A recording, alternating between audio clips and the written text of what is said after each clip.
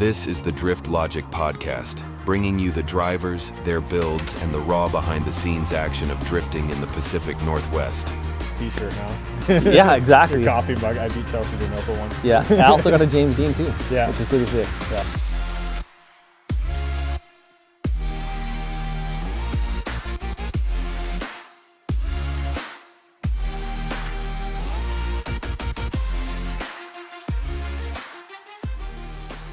Drift Logic is brought to you by the BCDA and Spec D.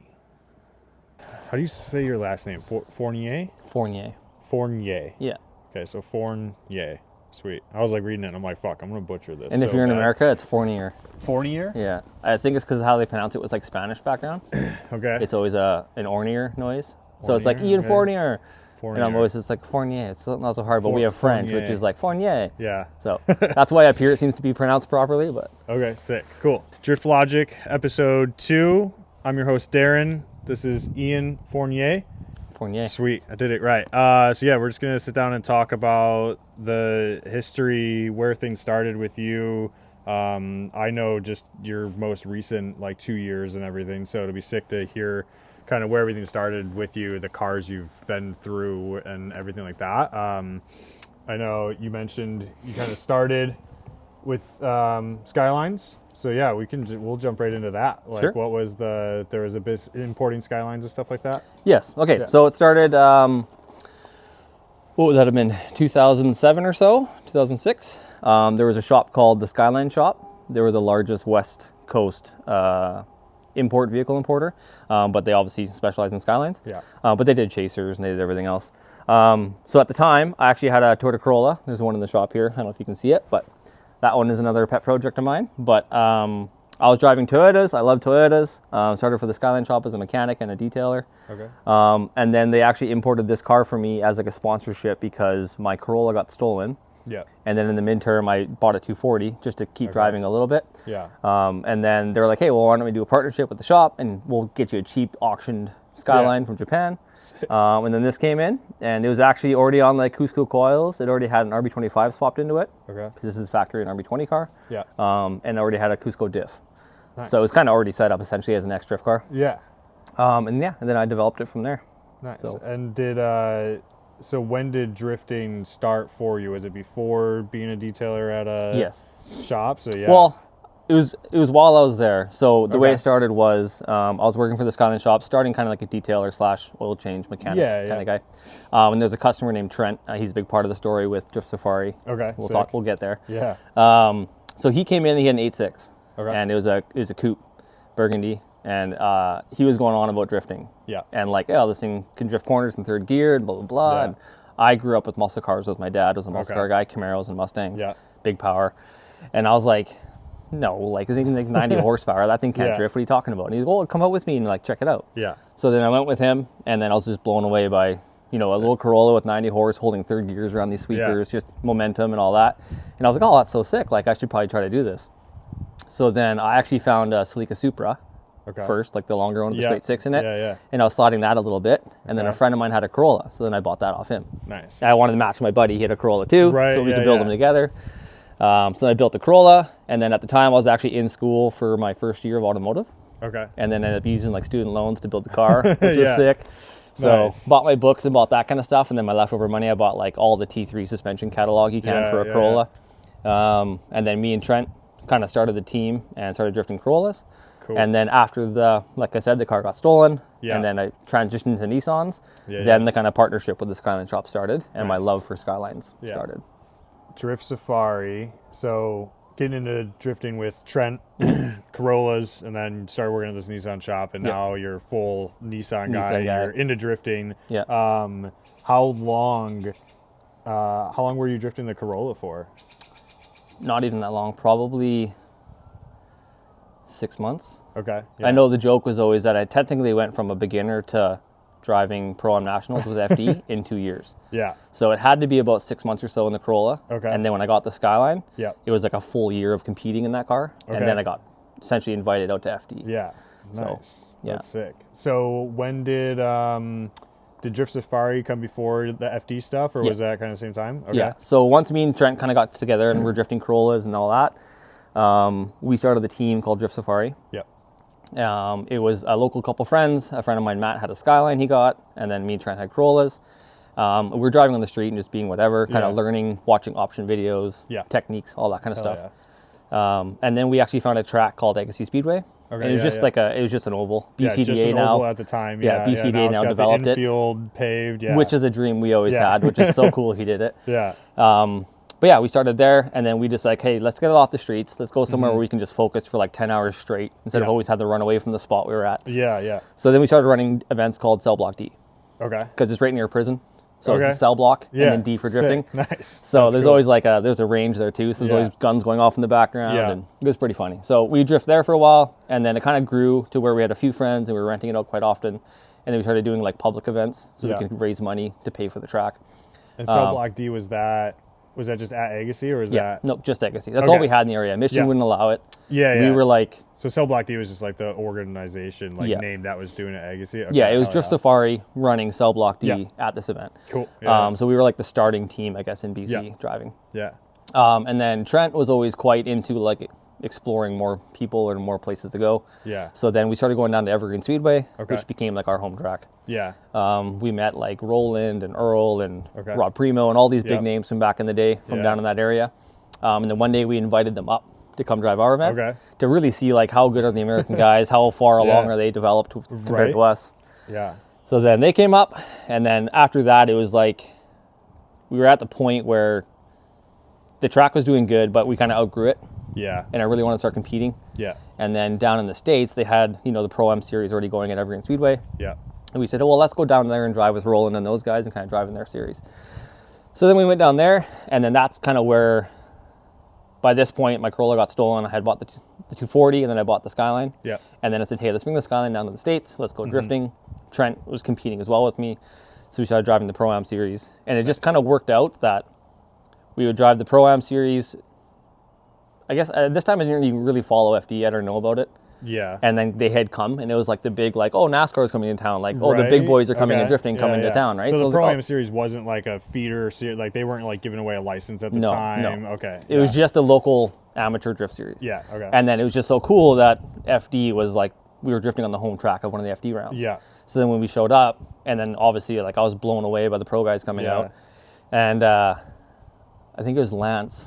He was an interesting character with FD back in the day. And he said, hey, like, your Pro-Am guys, why don't you bring them out as, like, almost a sideshow? Like, let's see how good they are. Let's let them run and practice with the pro guys. Yeah. And then one of them had said, you guys can't do the 5/8 yet with the pro guys. Okay, but if you run the 3/8, if you link it 3 times perfectly showing you have car control, we'll let you drive the 5/8. Hell yeah. And that's how the early kind of time started. I was going to ask him, like, because I know, like, right now they're like, it's kind of a limited amount of guys that Kevin's like, all right, okay, you guys can do the 5/8, and like, he has to like really kind of vet these people out now to put them on there. So I was curious, like, back in the day, did they just let people run it? But it sounds like it's the same situation. Yeah, he kind of vetted us in a way to say, like, okay, they got car controls, their cars are pretty legit. Yeah, go ahead. If you and don't go over the 3/8 bank into the dirt, if you don't die right away, you can try the big bank. Yeah, I've done the 3/8 bank like a handful of times, like in the dry, and every time I'm on there, I'm like looking over it, and I'm like, dude, it's right there. I'm like, I just one little move and you're over the end. I keep watching people go over it, and I'm like, man, like.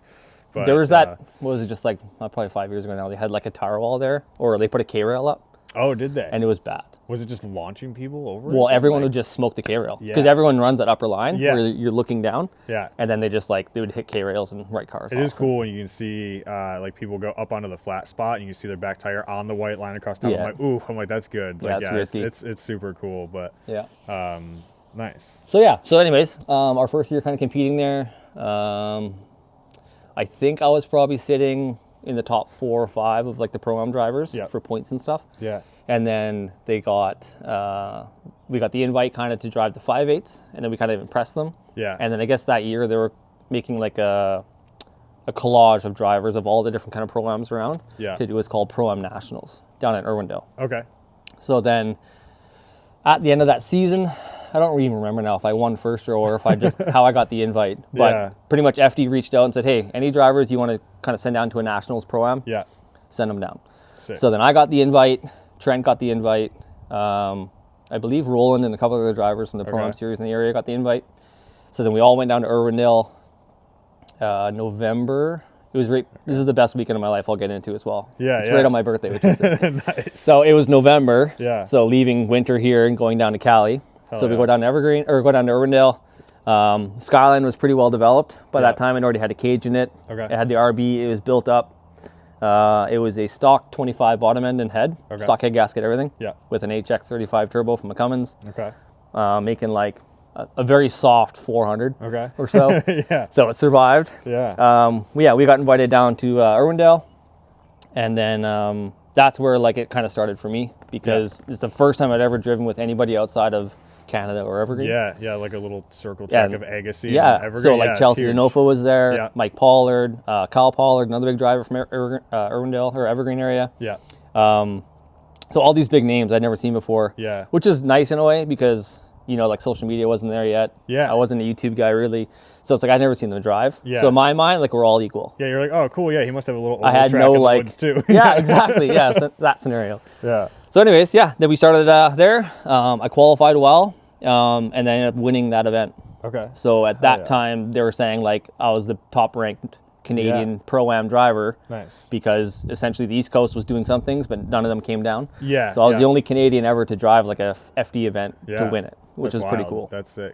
So in that lineup, like I beat out Chelsea, which was super sick. Yeah. So I've joked about that before too. Like to obviously where Chelsea is now is unreal. Yeah. And I will get there maybe in the podcast, but like he planned out his career so much better than I did. Right. I had no foresight into like a motorsports program and how I was going to run it. Yeah. So he did very, very well. But my claim to fame is like, I beat you once. Yeah, like, you're like, I got him once. Yeah, I got him. I got him. Yeah, needs his t-shirt now. Yeah, exactly. Your coffee mug. I beat Chelsea Denofa once. Yeah. I also got a James Deane too. Yeah. Which is pretty sick. Yeah, I think I saw that on YouTube. Yeah, I did. I was like, I'm gonna go on YouTube and just see like what I can find from back in the day. And it's funny watching like old, like 13-year-old videos. Just I'm the just cars like, are gapped man, out. Yeah, I'm like, it's a whole new world. I'm like, it's crazy. It probably has like 1,500 views, and I bet you 14 and 50 are mine. Yeah. Just watch me beat James. Just like, replayed it like, this is so This sick. is me. Yeah. And so this Pro-Am Nationals was just one event. Yeah. Okay, nice. Yeah, It wasn't. You didn't have to go down like 4 times to like total up season points. It was just one day. Yep.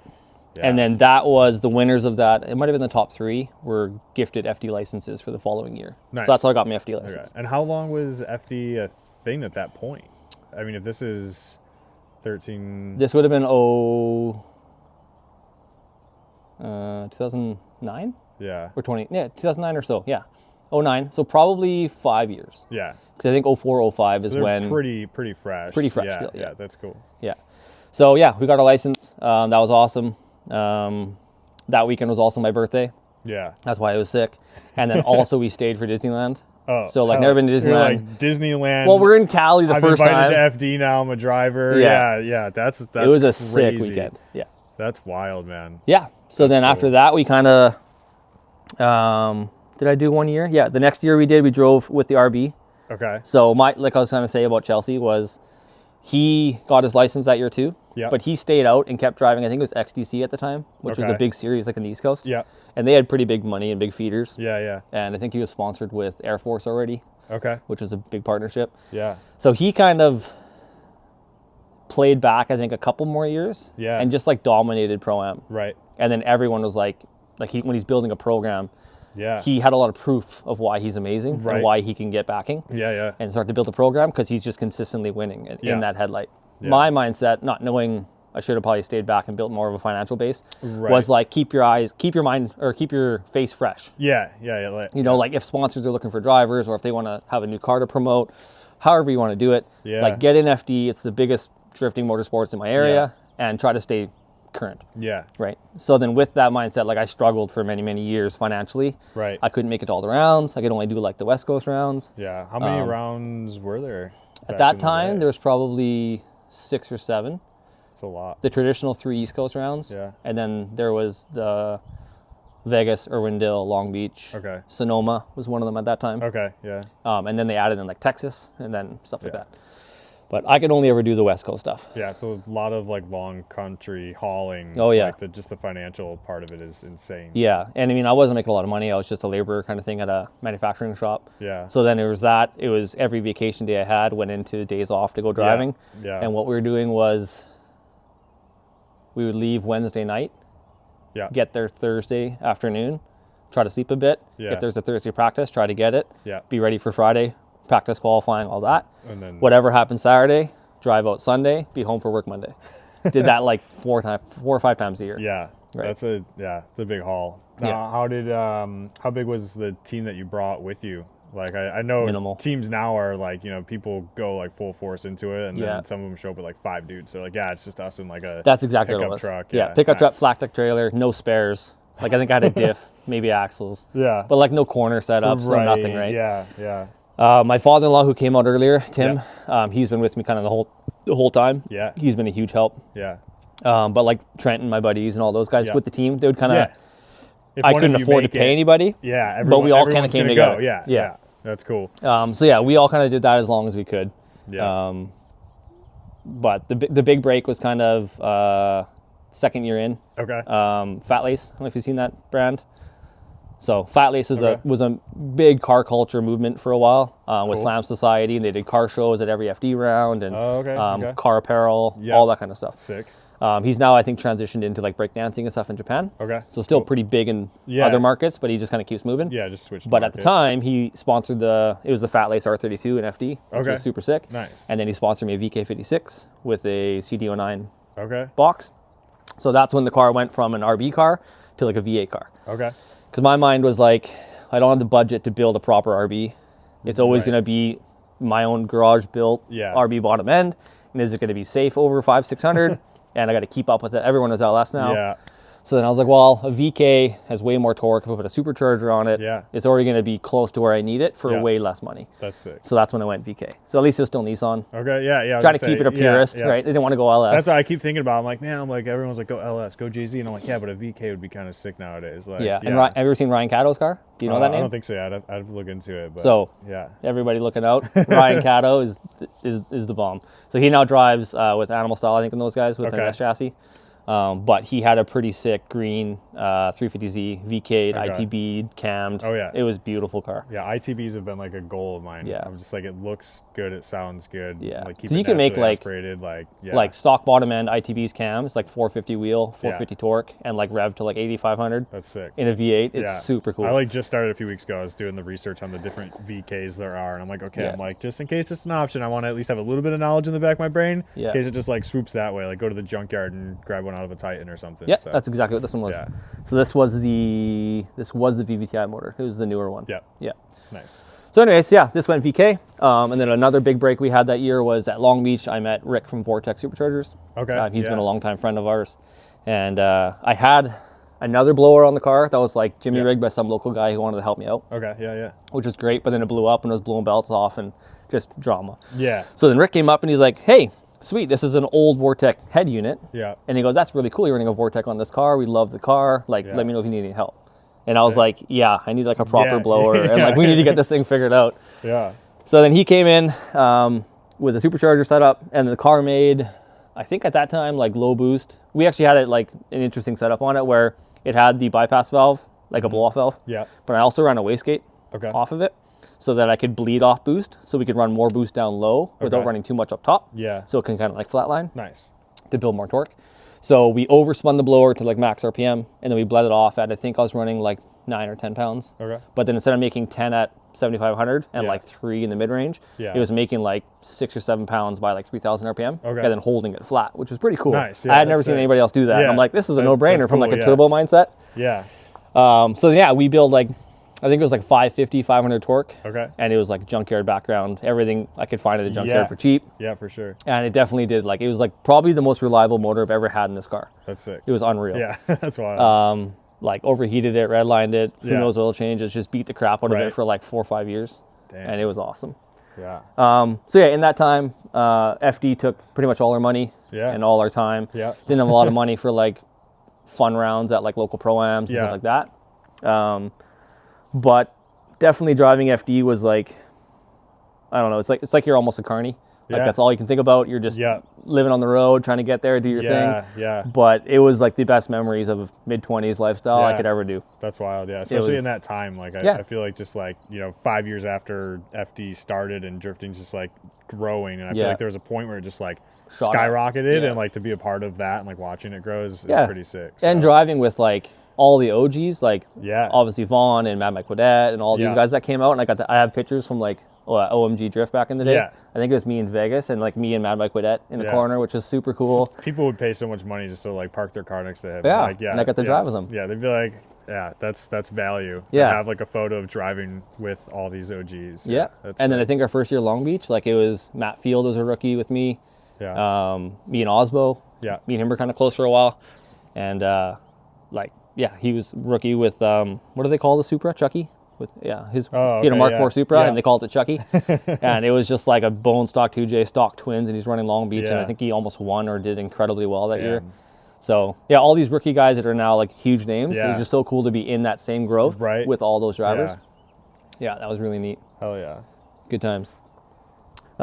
So pretty much, Fat Lace was a huge sponsor. Vortex Superchargers, they were always a huge help. Yeah. GK Tech came in later with suspension setups once they started making them for our chassis. Yeah. And I've been with GK Tech for probably like 10 years. Nice. And they're incredible, super helpful. Yeah. Always had the car, up and running if I broke anything.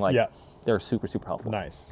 So with their support and just, my budget was potentially like every winter trickle a few more grand at it. Yeah. So then over like, I've had the car since 07.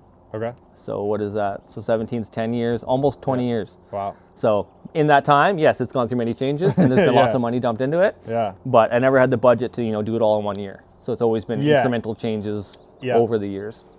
Nice. So what do you think was the best thing that you've done to the car? Like what's like the one part? Like I know like I'm like 2.5 years into driving, and like there was just like random moments of like putting things on the car and I'm like, oh okay, I mean that kind of helped. And there's like other things I was like, that was it. And I'm like that like what was like the favorite change of this car that just like really brought it to life? Or for two different levels. Yep. A cheaper level would be any kind of like a knuckle, like a drop knuckle setup from any kind of a sponsor or whoever you want to do. Mm-hmm. Just having your geometry proper and having perfect tire wear and the right travel, and you can pick your toe gains and all these things for how you want your car to drive. That was huge. Yeah. But funnily, like for all the different powertrains I've had, it was the dog box. Was it? Yeah. Because I have huge mechanical sympathy. Yeah. And being the mechanic and the driver. My father-in-law actually gets mad at me like when we're in competitions. Like he's like, forget about being a mechanic. Like break the car, drive the car, do whatever you have to do to potentially win. Yeah. And I'm like in the car like try not to chirp third and be soft. Don't blow this stock RB box up or the CDO9 up. Like don't break it.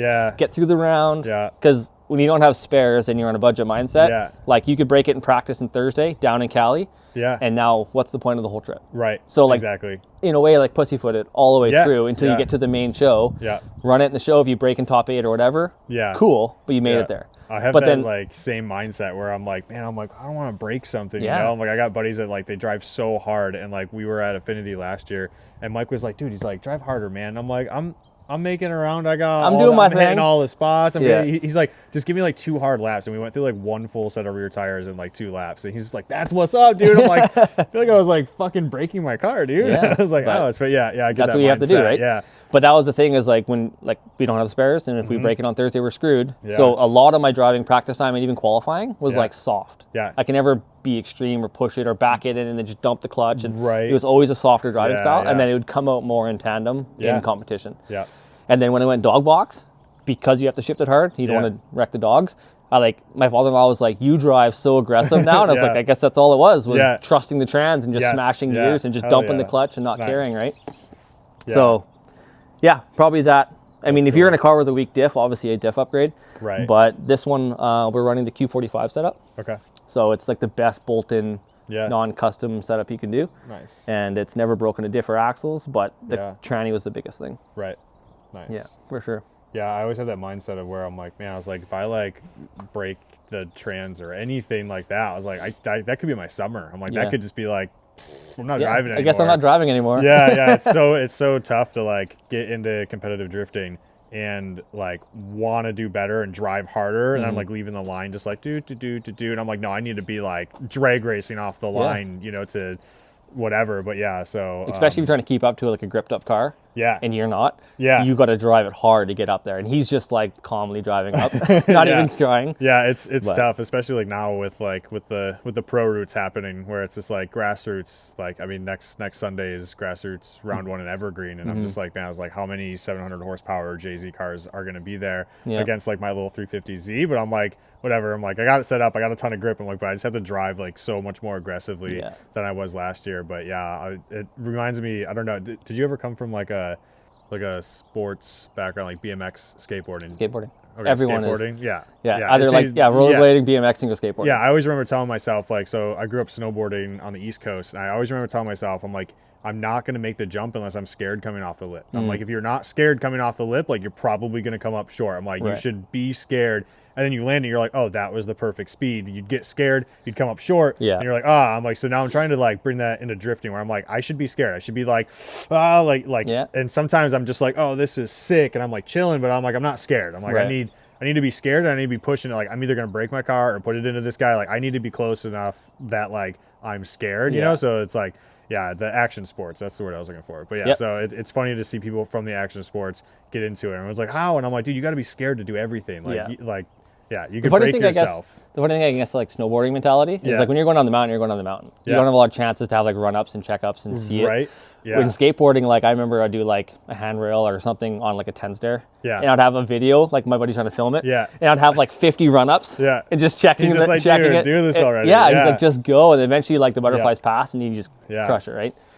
But that's how it was in drifting too for me, is like, I think that's where the transition from extreme sports goes right into drifting, because you're always in that position of like, especially when you're learning. Yeah. Like when you stick it, it's sick. But if you're about to spin out or if you're gonna hit a wall, like it's like that same panic. Yeah. And if you don't, you're like, oh, I got it just by the skin of my teeth. Yeah. I think every time I get close, every time I'm like, oh, I'm gonna try to get closer to the wall. I don't get that scared. And I'll see a video and I'm like 2 feet away from the wall, and I'm like, oh, come on. And then the times that I'm like, oh, I'm like, I think I almost hit the wall. I'm still like a foot away, and I'm like, okay. I'm like, I need to get scared more often while driving to like really push the limits. Like, and that's the same as like if you see somebody spinning out. Say it's a pretty good driver and he's spinning out, like at least he's pushing the boundaries. Yeah. He's trying to throw it so hard lock to lock that he's looping it. He's trying to find that moment where to time where the limit is. Some people never find the limit, you know. Because they don't ever go there. Yeah, they're like, I don't spin out, you know. Or even like a really big thing that I try to get people on is driving different tracks, because there's so many dudes at Evergreen that have never left Evergreen. And I'm like, guys, you have to go to other tracks. I'm like, you have to be out of your comfort zone,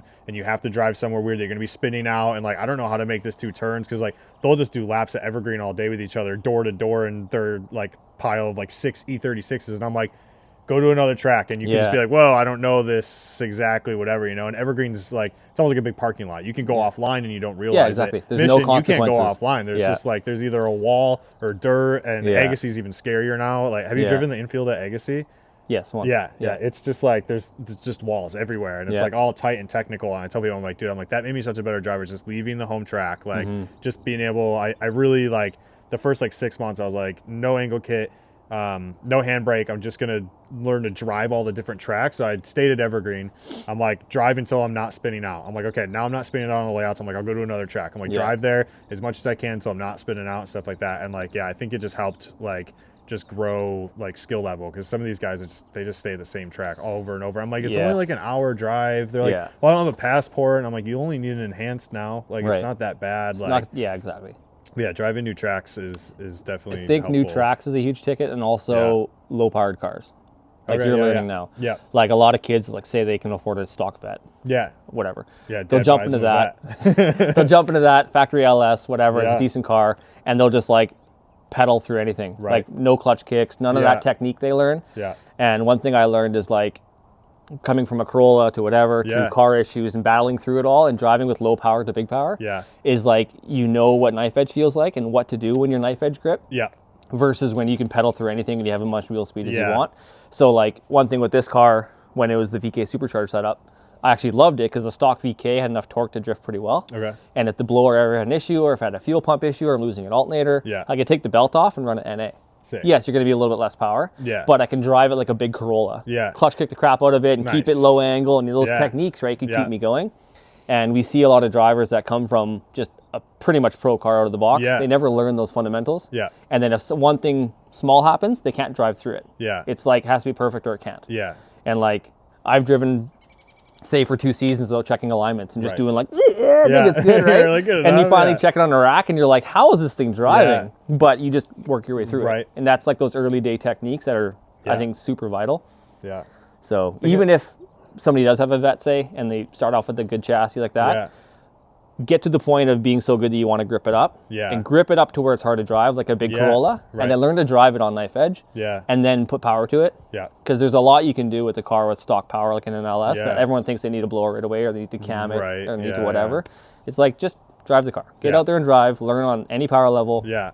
Like Volvos, obviously, are coming around now. Yeah. Like, they don't look easy to drive, Yeah. but those guys are going to be killers. Because once Yeah. they get into a proper chassis or take the suspension on a Volvo to make Yeah. it a very good setup, then they're just going to be weapons Yeah. because they've driven through like anything. Yeah, so I think it's like that with daily drivers sometimes too. I just like I'll like look at kids and I'm like, you never had a piece of shit car, did you? I'm like, And it shows. Yeah, I'm like, it shows that you've never had like a car that you're like, this wheel could fall off any moment now, Yeah. you know? So yeah, it's like that same thing, like knowing that like, yeah, some people I feel like just kind of land into like the big car, but yeah, there's like almost a like it's a good feeling of rite of passage. Like, okay, I like kind of started here, work my way up, you know, instead of skipping all those steps and then wondering why in the end, like why do I have these issues when you become a better driver? Right. And it's just like it could be that, you know, it could Yeah. just be something as small as that. Same with So- weather too, right? Like for us in the, Oh yeah, in yeah. the The guys Northwest, that like have driving never through the driven rain. before. Someone showed up to the FD license at Evergreen a year or two ago, and they were like, "Fuck, I've never driven in the rain." And yeah, I just remember hearing that one of the drivers, someone was like, "Oh yeah, he's worried. He hasn't driven in the rain yet." And I'm like, "Holy shit!" Dude. Like that didn't occur to me that I'm like, there's drivers out there that Yeah. haven't driven in the rain, and I mean, people say it all the time about the Ireland drivers. I'm like, that's what they drive in a lot, Yeah. you know, even like winter driving, like. Ice driving, Yeah, all like that. when you like grow up, like I grew up in Buffalo, New York. Like I grew up Right. like you have to learn to drive on just ice packed highways and like Right. just that car control And just be it's- comfy. Yeah, it's crazy to think that like kids in Florida or Texas are like, yeah, we don't drift in the rain or whatever. Florida they probably do, but yeah, it's crazy to hear that people are like never grew up with the snow and never grew up with the rain for driving and drifting. It's been and- 25 degrees all year round. Yeah, and I've done yeah. 50 events. It's like, what? It's wild to hear that. And yeah, when I heard that, I was like, they're fucked because it was pouring. Yeah. I'm like, oh my God. I'm like, that's Especially with crazy. Evergreen, Yeah. how there's like patchy pavements. Yeah. Where it's like some grip in the rain to Yeah. like ice. And Yeah. you're just like, whoa, what just happened? It's so weird. And it's funny because like I know where all those spots are and Yeah. I'll still like loop out. And I'm like, I know it's there. Yeah. I'm like, but yeah, it's so hard to drive. I remember that in competitions on Yeah. the 3/8 in like pouring rain. Yep. And it's always like, okay, when you're coming up the 3/8, there's a clipping point there. Yeah. All of a sudden, it's going to be ice. Yeah. Just remember that. Yeah, In my bank head, you're dries like, off okay, sooner than that. Yeah, Yeah. yeah. It's always funny because when you go into it, you're just like off gas, off gas, off gas. You're like, I'm still off throttle, and then I'll feel myself spinning, and I'm like, I'm not doing anything. Yeah, Like, yeah. it's funny, but yeah, it's crazy to hear that people like don't like have never drifted in the rain before. Yeah. You know, there's one of the guys in Linden, Josh runs like Out of Love. It's like a clothing brand, and he's building all these cool cars and everything. It's like a pretty anime focused business, and he has a bunch of sick cars. And it's funny because every time it rains, he's like, "Oh man," he's like, "I can't drive in the rain." And I'm like, "What?" And then Go. like there was team tandem practice, and like it was my team, and then his team was out there.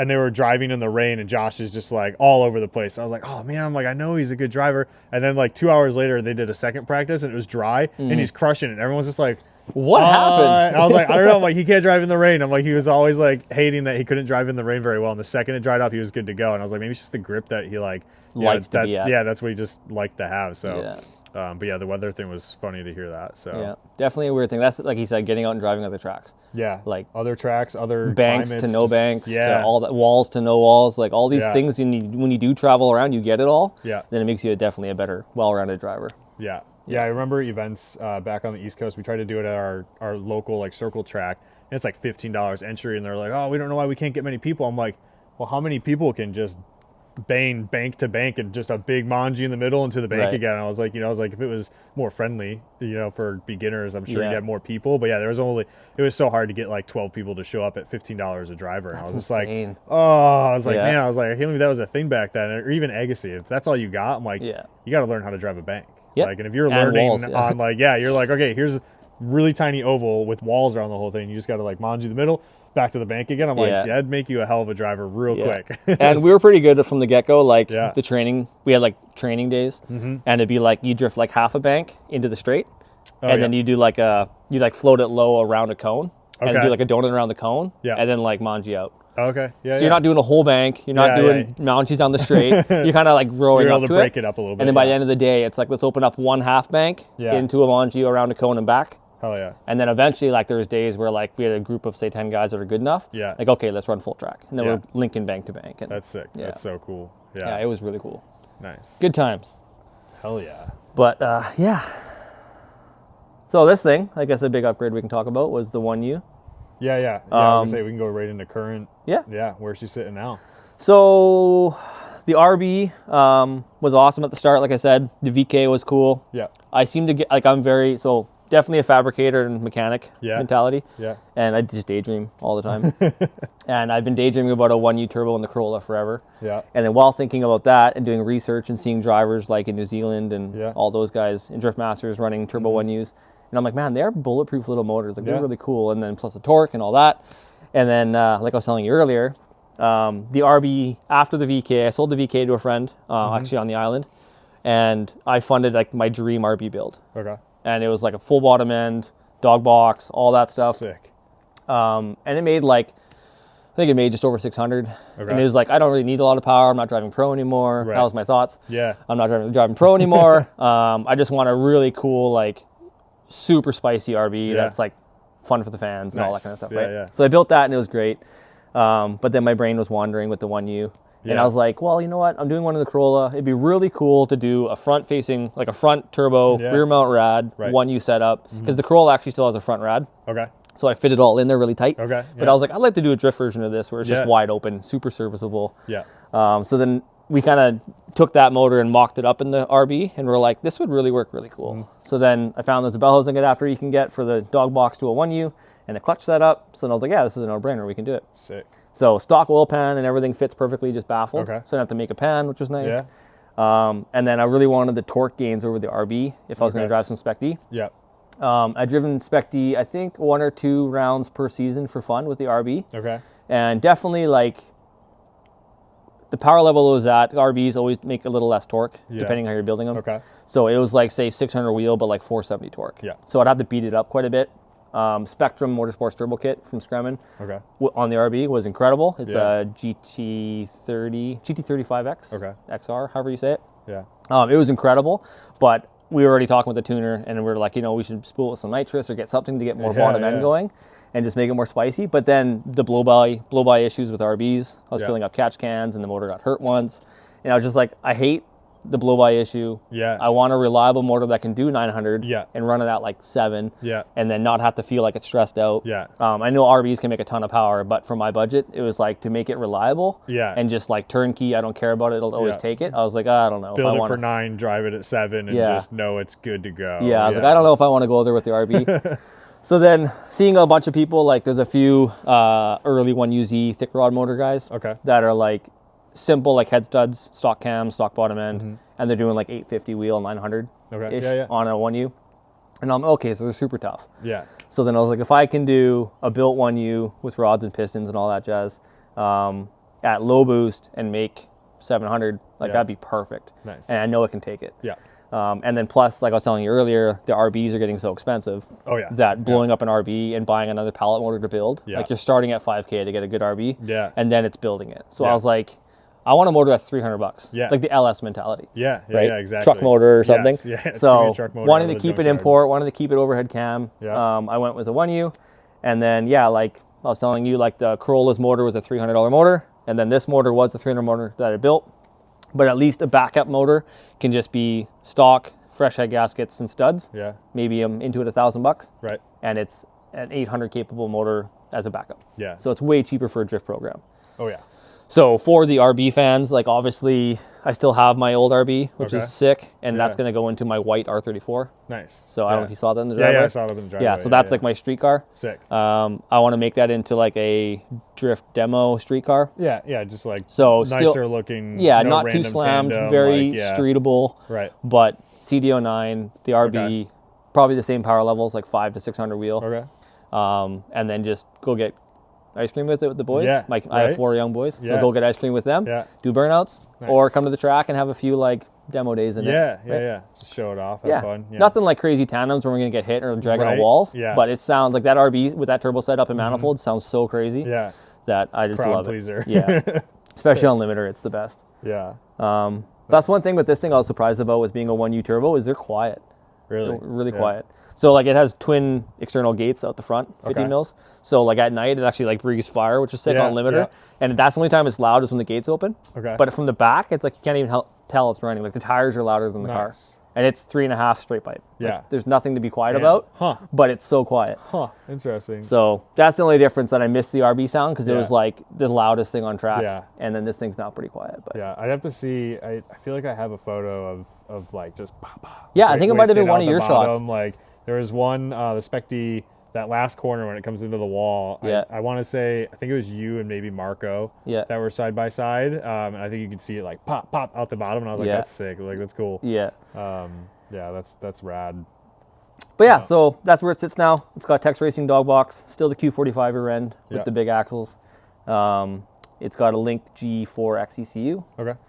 Which is sick. Yeah. Like we've had a couple issues when we first started this car. There's a triggering issue and I couldn't get it to run. Oh, okay. And I bought a 60 less 2 trigger wheel, which is from like I think like a 2J might use that. Okay. Some other, or Nissan, whatever. Some other car might use it. Yeah. And it's a very simple triggering kit to make any engine run. Okay. And the trigger wheel was like registering the opposite of what the teeth were.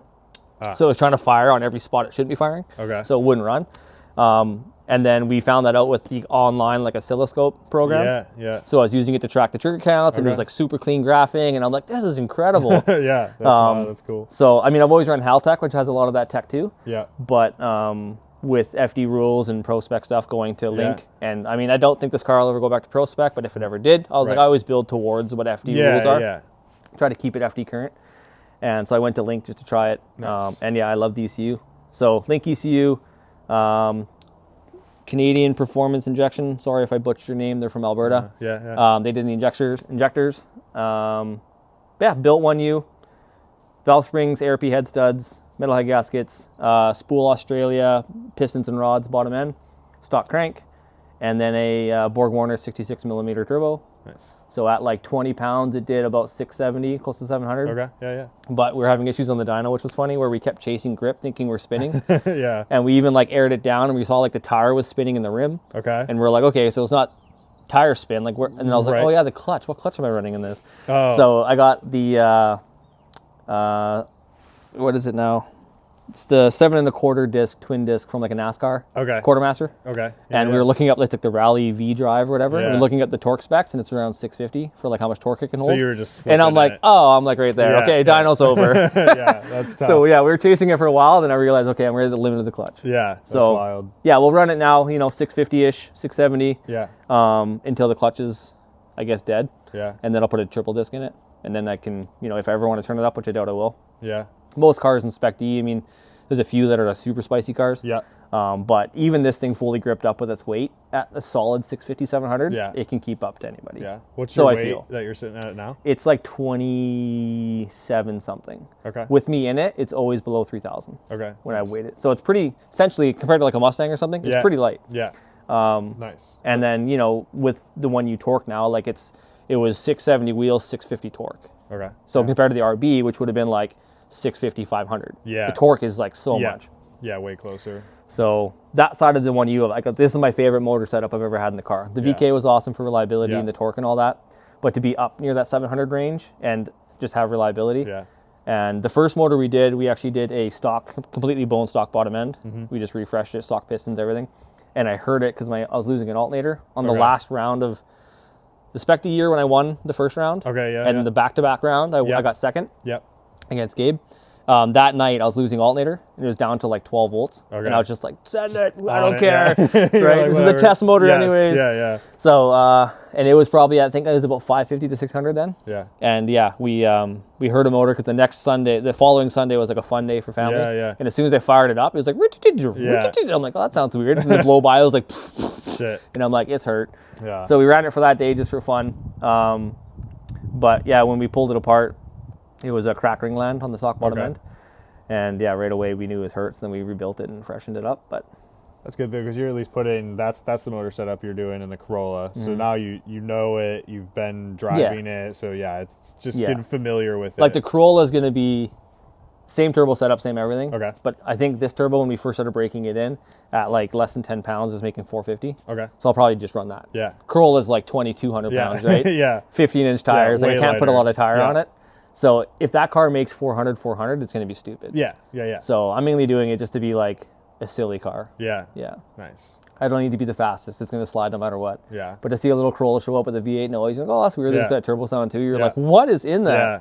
So, and it all fits under the hood in the Corolla. Does it? Yeah. That's the goal. So you I don't didn't have to want have like any charge little pipes holes or cut. Yeah. no. Yeah. Okay. Yeah. If you It's an couldn't hear element of it, surprise, you wouldn't know it's a V8 Yeah. turbo car. Yeah. Yeah. It's funny when you see people. You're like, all right, when you get a hole cut in your hood and you got shit hanging out. Half a turbo's Like, hanging out of the hood. You know what's happening. Yeah. But yeah, it's nice if you can keep it all tucked away. For sure. Oh, So, yeah. How long has this setup been in the car then? How long have you been running this with the my 1U? third year. Third year? Okay. Yeah. Nice. And it's been awesome. Yeah. Yeah, like I was saying, compared to the VK, just the turbo setup, the torque. I mean, I love turbo engines too. Supercharger was fun, but I just love turbos. Yeah. And I've been dreaming about like this manifold style when I designed it Yeah. for after I started building the Corolla. Mm-hmm. I was like, I really want to do like a log style manifold that's all stainless thick that can't crack. Yeah. Just like the two big Yeah. runners coming in to a single collector with two gates straight down. Yeah. And serviceability is really cool because like it's two V-band clamps and the mount that holds the turbo. Okay. And the whole thing just comes off. Sick. And then it's like a NA 1U and a Yeah. Skyline, which has tons of room Yeah. with no rad in the way because it's rear mount rad. Yeah. So essentially, like in 15 minutes, I can pull that whole turbo set off, and then it's like everything is so serviceable, Hell like yeah. timing belts or whatever. Nice. So That's cool. yeah, we really built the car thinking around like 5-minute calls, Yeah. and nothing's in the way of anything else. Yeah. Like with the whole turbo setup in, the alternator can still come out in 5 minutes. Yeah. It wasn't something that was like, I didn't think about Yeah. that. Now I can't get it out. Goes back to like building the car for like Purpose. Yeah, just you're like, okay, you're like if FD is like the top of like where people are driving, like you should be building things for that. Yeah, you know, looking like, for the future. Yeah, just everything comes down to like I always say with competition, I'm like sometimes it's just like half of it's like you got to show up for one. I'm like, and then you just got to qualify, okay? I'm like, sometimes it doesn't even come down to the battle that you did with someone, you know? Yeah. Like it comes down to like, okay, like it's just like it's like this weird game of chess to like make it through, and you're just like, oh, okay, you're like, I made it top 16. I'm like, and there's all these things happen to all these other drivers around you, and they pretty much sent themselves home. Like, Yep. so if you can not send yourself home, you do so much better, you know. Even like even the driving part of it, when they like you're just driving and you'll see them loop out behind you, and I'm like, I didn't do that. I'm like, fuck. I'm like, it sucks to like,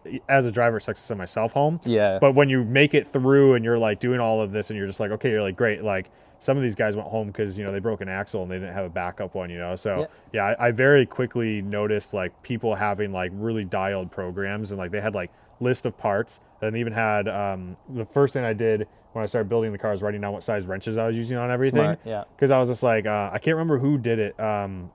Someone had like a list of wrenches, and it might have been Jarrett that had it for his Z. And it was just like that way there, like I just have it notes on my phone, but I'm like, oh, I need to take this off. I'm like, okay, it's those 4 wrenches, and I Right. could just crawl underneath and do it. And like, so Another good idea Yeah. with that is if you have like people jumping in on weekends to help you because you don't have Yeah. like a dedicated team. Yeah. Anywhere you go, sometimes you might throw a call out. I Yeah. need one pick guy for a weekend. Yeah. They might come and help. Yeah. Is on all your arms, take like a label maker and put the wrench size on the nut of like the arm. okay, yeah. So if they don't know either, they Yeah. don't have your list, they just Yeah. run under. It's like 17, 18. Boom, I need these 2 I wrenches. think I saw Matt had that on Yeah, his car Rizeki too. does that yeah, as well. Yeah. Yeah. I think A I lot saw of the big little, teams. like, yeah, I was like, that's genius. Because Yeah. I mean, there's car homies everywhere. You can be like, hey, can you turn a wrench and you're not a complete dumbass? Like, sick. Yeah. Like, I can use you if I need someone to do an axle real Yeah, quick. Or something. exactly. So, Yeah. yeah. And if all that's already pre-labeled, then it's just even easier, right? Yeah. Anything to speed it up. Yeah, I instantly I put like a bucket seat in my car. I didn't want to do the harness without the roll bar for obvious reasons, and like I was like, okay, I'll do a cage. And then for Evergreen, they were like, oh, you just need a door bar. And I'm like, well, if I'm gonna do a roll bar and I'm gonna do a door bar, I'm like, I might as well do a full cage. I'm like, if I'm gonna do a full cage, I'm like, why not build it for just the highest point you can get it? So I was like, okay, I'm like FD spec cage. I'm like, sure, it's got a stock HR in it. I'm like, it's got an FD spec cage. I'm like, if this thing became a shell, someone would have a proper cage in it. You know, Right. I'm like, That's always my thought too. Is like even if you don't go there, when you're over it or you're done drifting or whatever happens, or you want to build a different car, there like that. sell the car. Yeah. It's already cage ready for FD. Build it into whatever you want. Yeah. Right? There's so many cars at Evergreen that they're just like, oh yeah, my buddy put in like a roll bar and a little 4-point and some door bars. I'm like, someone's gonna have to fucking cut that out. I know. dude. And cutting out a cage is the worst. Yeah, thing I was ever. like, they're gonna have to cut it out and Yeah. put in a proper cage. You know, I'm like, I know. Like everything's on a budget, but like you said, like each year you're putting that, you know, a few $1,000s into it to get it kind of where you want it to, Yeah. you know, rather than doing one big build. So Yeah, it gets expensive, but I'm like, man, it's worth knowing that if I need to sell the car, even if it's just a fucking roller, it's got an FD spec cage in it, and like I did the full dash bar too. I didn't like weld the stock dash bar in. I'm like full everything. So I was like that way there. I'm like just depend. I'm like I don't know, because everyone's like, well, are you gonna take an FD? And I'm like I don't know. Yeah, I could. Someone else could. I'm like the car could make it there. I'm like I don't know. I'm like I just want that chance for it to possibly do that rather than sell it to somebody. Like Mike he bought a car out of Alabama, and he's like, oh, so it's got a cage in it. It was just welded in every wrong direction and all the different parts, and like immediately he had to cut it out and have someone weld in another cage, and didn't do a cage kit, just had him do like a decent cage, and even after that he sold it as a cage. I'm like, oh, is it FD spec? He's like, I think you could make it that way. So it's just like, man, so just building it for like what future. It could be. Yeah, you know, it's like dressing for the job you want with your car. Yeah, fake it till you make it. Build it right. Yeah. Project the way you want to go. Yeah. Like you got to just like manifest. You're like, hey, this is the direction I want to go, you know? So, and that's another hard direction too. I mean, where there's a lot of drivers now that are just stuck between like, you know, they're like, why do you get into competition versus just doing the fun days, you know? And like, I'm at the point now where last year's my first year competing, and this will be my second year competing, and I'm like, the competition thing is still like super sick to me. I'm like, but in the back of my head, I'm like, when am I going to be like, you know what? I just want to have a super nice looking car and just go to like fun events, but it's the competition part just is so sick. But, so what was the exit of FD? Like how many years were you in FD? So 2000, was it 10 and 11 was our first years after 09 when I got my license. Yeah. We kept driving, and then we took a year off or so to try to build the car and get a little bit more money going. Yeah. And then I think about 2013, 14, we were running again. But again, it's like we were running, but it was like 4 to 7 rounds. Yeah, it was never half of the round. Right. It was, and we had sponsors that obviously want us everywhere. Yeah. But we'd have to come in saying we want sponsorship and support. Yeah. But we can't quite make all the rounds. Right. So as long as your contract says I can show up to 4 to 7. Kind of keep it going that way. Nice. We always wanted to get a budget that would work to run a full season. That would have been a dream. Yep.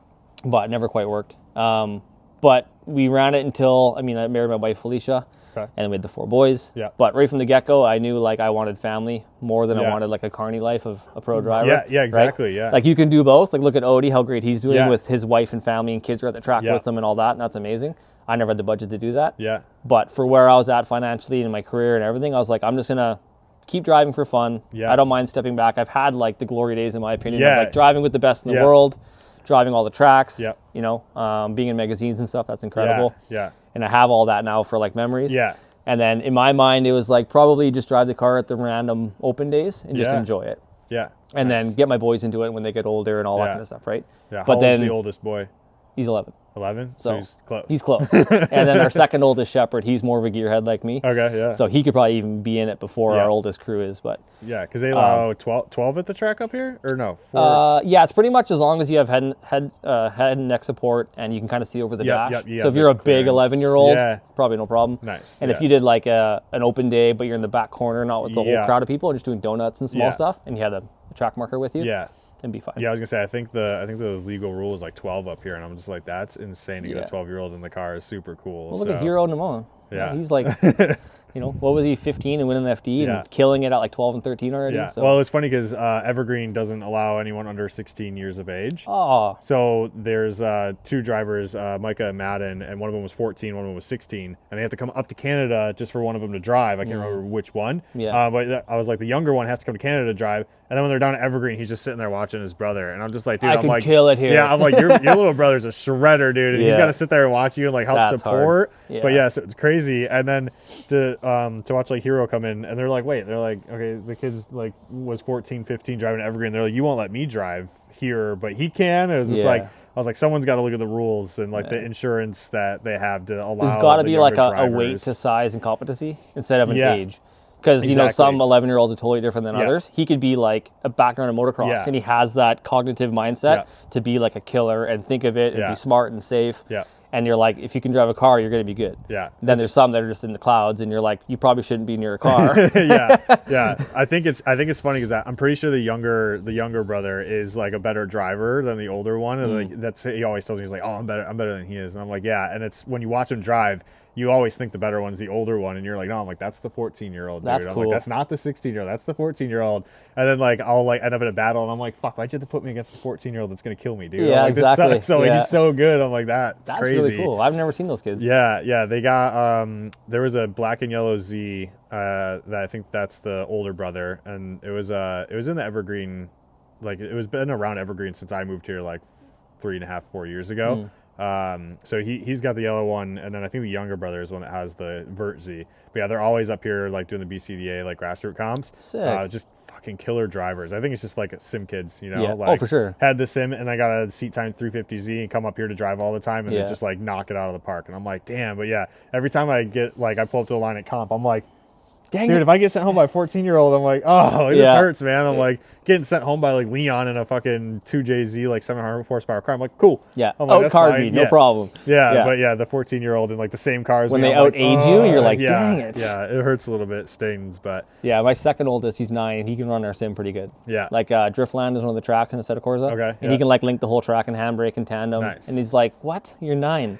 Once you get into a car, and if you know the muscle memory already, it's like you're just going to be able to drift. Everyone says that going from driving to sim is way harder than going from sim to driving. Like, I sim to definitely driving felt that. super easy. So yeah, I mean, my buddy's got a really nice sim, and every time I get on, I'm just kind of like, I don't know. I'm like, this doesn't feel right at all, you know. Yeah. But seeing the kids go from sim into the car and get like half a lap through and be like, oh, I got it, and I'm like, Yeah, it's just like, Shit, holy yeah, cow. Like it's for me, I don't have a super cool. VR or anything.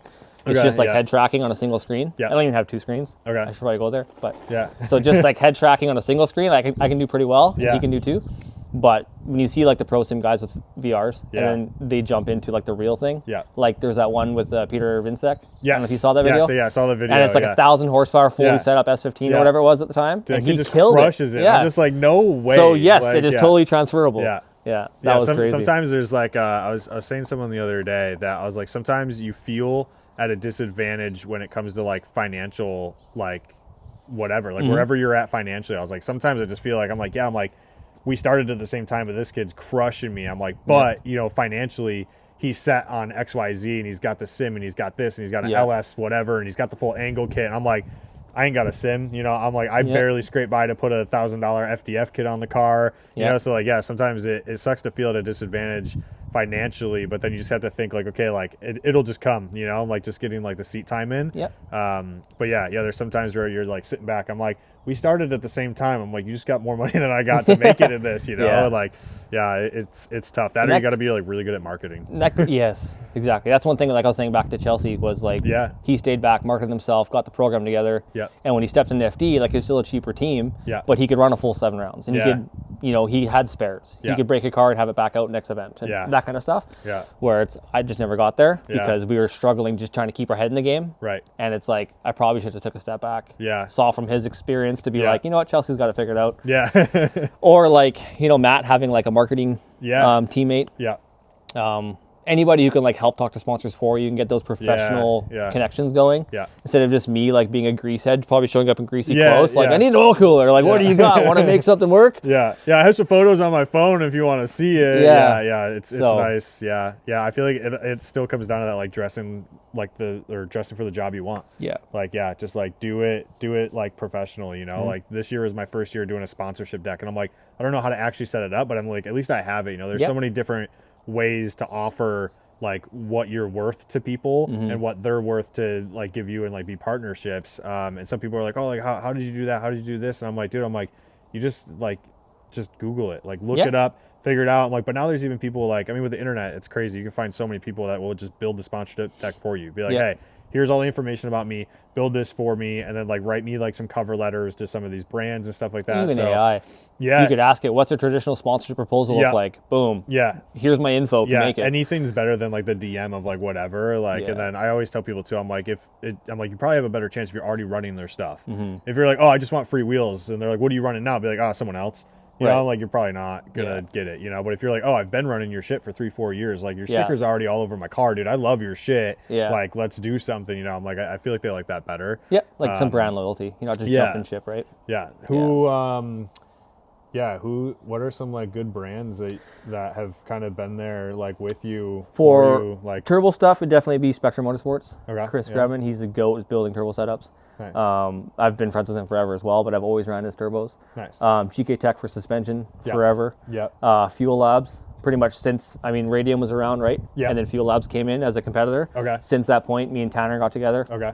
He's from Fuel Labs, and we ran the setup in this. So I'm running their surge tank and pump and filter and regulator and everything. And it's been like, essentially he says like, ask me every season if you want to service it. I just never have. Yeah. So it's like 4 or 5 years old in ethanol and just crushing it. Nice. Like no pump rust, no nothing. Yeah, he's like, what can we do for you? You're like, nothing. Yeah, no, I'm good. Give me another t-shirt, bro. Yeah, I asked him for some parts for the Corolla. He goes, for the comp car? And I was like, no, it's for the Corolla. He goes, okay, it's this much, but for comp car, it's free. Yeah. He's like, I'll help you service that thing as much as you want. I just never had to. So yeah, it's good definitely and bad. You're like, hey, your product's really good, but almost too good. Yeah. Yeah. Yeah. Nice. Like I'm the underprepared guy for most maintenance items on the car. Yeah. Being in the mechanic too is sad to say that. Yeah. So it's like I'm testing the quality of Fuel Lab. Yeah. And like it's great. Yeah, nice. Ethanol, no issues. Yeah. So the car runs E85. Okay. Just local pumps, nothing like a barrel. Yeah. And I just have a tester and I have an E85 gauge in the dash. Okay. So I can see what content. And usually it's pretty dang close to what I need. Yeah. And I'm not tuned to like the knife edge of ethanol. Yeah. It's pretty safe tuned. Okay. So that's one thing with me too, being mechanical sympathy. Yeah. Is like, sweet, if it makes 700, like pull timing or something, fatten it up to make it 650. Yeah. I don't need 50 horse exactly, and I want it to be reliable and safe and run forever. So ethanol wise, like Kevin, my tuner, he's brought it to where we want it and then backed it down a little bit. And like I said, that last motor we only heard it because I was losing alternator and just still running it. Yeah. Like the tune was perfect. Checked all the plugs and they were fine. Like it just cracked from heat. Nice. But yeah, Fuel Lab, XAT Racing helped me with the bottom end from my first year. Okay. They're still on board for helping me with like any maintenance items I need. Yeah, nice. But definitely, GK Tech, Fuel Lab, Yeah. Zestino tires. Cool. That's another huge thing that people should know is like, even just this car just the other day, I had a crap set of like China cheap tires. And I was like, you know what, they're still in the shop. I'll just burn them off on like a practice fun day. Yeah. And every time I do that, I'm like, I should have just brought Zestinos. Yeah. Or any kind of decent tire. Yeah, yeah. Because it's like a stock Z, a little bit gripped up, will like gap me. Yeah. And it's just like with so much power, you just grease them right away. You can't, unless I'm banging limiter and like slowing my wheel speed down. Yeah. That's one thing people don't get when they don't have big power yet, is like wheel speed is very important with tire life. Yeah. But also with greasing the tire for grip. Yeah. So you can overspin a tire till it's like overheated, and then it's just like driving on gel. Yeah. You don't actually have any forward bite. Yeah. And like these cheap tires, they do that like instantly. Yeah. So this car, like I cannot drive cheap tires, and I keep doing it for some reason. But as soon as I put Zestinos on it, like right to cord, it's like got grip and it's got confidence. Yeah. And like the other one, I was like having fun kind of backing into corners and just kept looping. And I'm like, oh yeah, it's like these crap tires. There's just no side bite. I try to get on it and I feel grip for like a second and then it like just blows through it. I'm like, there's just nothing left of these things. That takes me back to like asking like, you know, the things that you put on the car that you felt were like a big change. Tires. For me, it was zero camber in the back and a new tire. Like even if it was the Ironman tires, just having a new tire was, because I was just grabbing any junky tire I could find, just going around the dealerships, going behind, finding junk tires, just asking like service managers like, hey, I want to get some tires, can I grab them? Like, yeah, dude, no problem. Like the amount of time I spent putting the junk tires on and then like getting a quarter of a day and then throwing another junk set on, another junk set on. I'm like, it doesn't, I'm like, the math just never added up. I'm like, it sounds good at the time. And then like even the zero camber thing, I'm like, I had a little bit of camber in the back and I was trying to flip the tires and go through all this other. And I'm like, I was spending more time worrying about that. I'm like, guys, I'm like, zero camber and a new tire. I'm like, whatever new tire you can get, I'm like having that new grip. And like that, I think, what was it? I think my teammate Mike was running a DEZ and I had the HRZ. We basically had like similar setups. Like I was FDF, he was GK Tech, but like side by side, the exact like same level.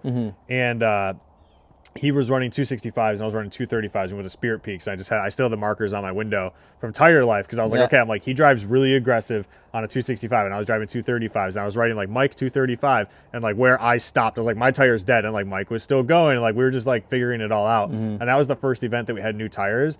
And that night, I think we were sitting there like loading up. He's like, fuck. And I was like, what's going on, dude? He's like, the new tires are like really good. Did you notice that? I'm like, yeah, we're fucked, dude. We have to buy new tires now. Like, because we went from junk tires and just thinking like, oh, we just weren't very good. Like we're just looping out all the time and buying junk tires to like, holy shit. I'm like, I really like new tires. Now I don't want to drive on anything other than new tires. And I'm like, this is going to hurt, dude. Like, but it doesn't when you think of the finances of the whole weekend. Exactly. Like, yes, you have 5 sets of tires that are cheap, whatever craps. Yeah. But every time you come off track, yes, it's only a 5-minute tire change. Sure, it doesn't take long, but that's 20 minutes maybe overall to getting back in line. Yep. If you do that 10 times in a day versus on one set all day, how much more driving time? Which seat time is the most valuable thing. Yeah. Like, you're wasting money at a $150 a day event. Yeah. To change $10 tires Yep. versus buying $100 set of tires, Yeah. say brand new or whatever, Exactly. and you get 20 more laps in the Yeah, day. I tell everyone, I'm like, just get zero camber, like get your tire wear figured out and get the proper size tire, like, you know, so yeah, because a bunch of people are like, oh, I'm going to run a like 265 on this. I'm like, just find the proper size for your car that lasts the longest. Because yeah, I'm like flipping tires at an event. I'm like, you go back to the pitch, lift up the car, you're taking your wheels off, you're going to the tire machine, it's $15. I'm like, that's not, no. I'm like, just new tire, figure out That's your race car wear. math. Yeah. Just like it seems cheap at the time, but it's so hard to tell people. I'm like, just go buy a new set of tires. Like, no, I can't do that. These were free. And I'm like, they weren't in the end. Like, you lost out on seat time and like switching tires around. Yeah. Exactly. So yeah, that brings me back to that. But yeah, for anything big power and for this car, like, if it's not now pretty gripped up, I feel unconfident in the car, especially getting close to walls. Like if I'm transitioning towards a wall, it's like I like to have a good tire in the car. So since I started running Zestinos, like I always ran Falcons for a long time. Okay. I was sponsored with Falcon during FD. Yeah. So we had the 615Ks, and they were incredible. Yeah. But just getting them up here, like as soon as I started running Canadian Series, Yeah. it was Zestino, right? Yeah. So I jumped into those, and same thing, just Yeah. for the power of the car, I can like sit on limiter, tons of wheel speed and smoke, and they don't get greasy. Yeah. So I was very happy with these tires. Nice. So for, like you said, a seat time car, best bang for the buck would be Yeah. like suspension, fixing your geometry. Yeah, Like if a knuckle gets you zero camber, whatever you need to get the car doing what it's supposed to be doing. Yeah. And then tires. Yeah. That's huge. Yeah, it's sick. sure. Yeah, Sean does a great deal with Zestino stuff. I think we've got to sit down with him at some point to talk about a bunch of like new stuff and things that he's doing. So this will be my first year on Zestino. Last year, I didn't even try to pull any sort of sponsorship anywhere. I was just like, I'll just buy Ironmans, and I threw like Acceleras on the front.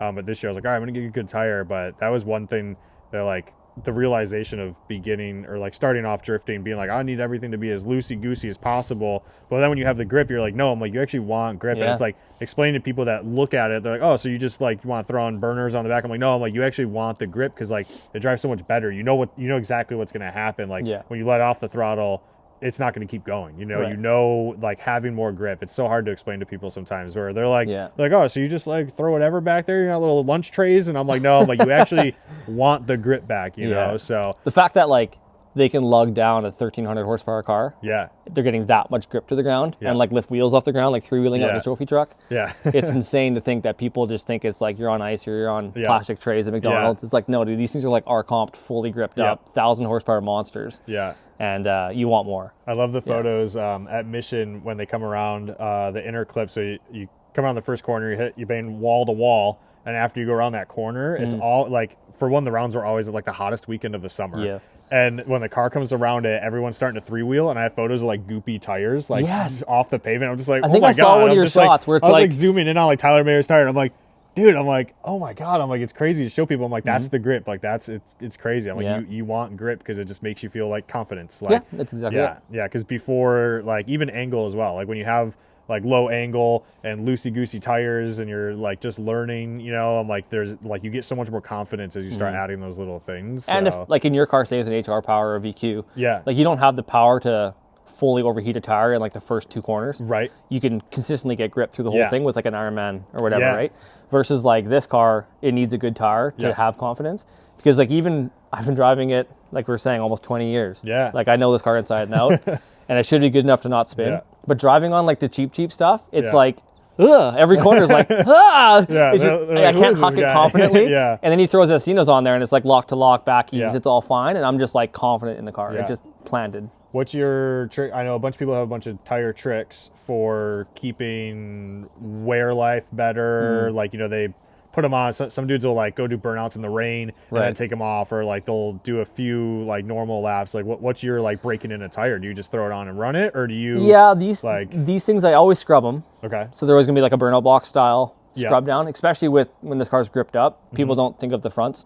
Yeah. Especially in lower powered cars. Exactly. Yeah. So this thing, like if I scrub the rears and just go, like it'll want to push and understeer halfway through the lap, but all of a sudden I get grip again. Okay. So like I'll scrub the fronts and I'll scrub the rears and then I'll go. But for tire life, like I'm not ever thinking I want to get 20 laps out of this car. it's always like a 4-lap mindset. Yeah. And I usually push it to 10 till it's like pretty much Yeah, on cords. yeah. But the mentality is like it's going to go 4. So I'm not Yeah. thinking tire life. Yeah. But if I'm driving like my father-in-law's Missile Okay. or Yeah, whatever, and they're just like Ling Langs or whatever kind of tires, Yeah. if there's a water box, that's Yep. huge. Yeah. Any track that has a water box, and Mission used to do it Yeah. Down in like by after the peanut. When you're exiting the peanut Okay. towards the last 2 corners Yeah. of the one side of the, I forget what that side's called, but towards like away from the drag strip, towards the river. Yeah.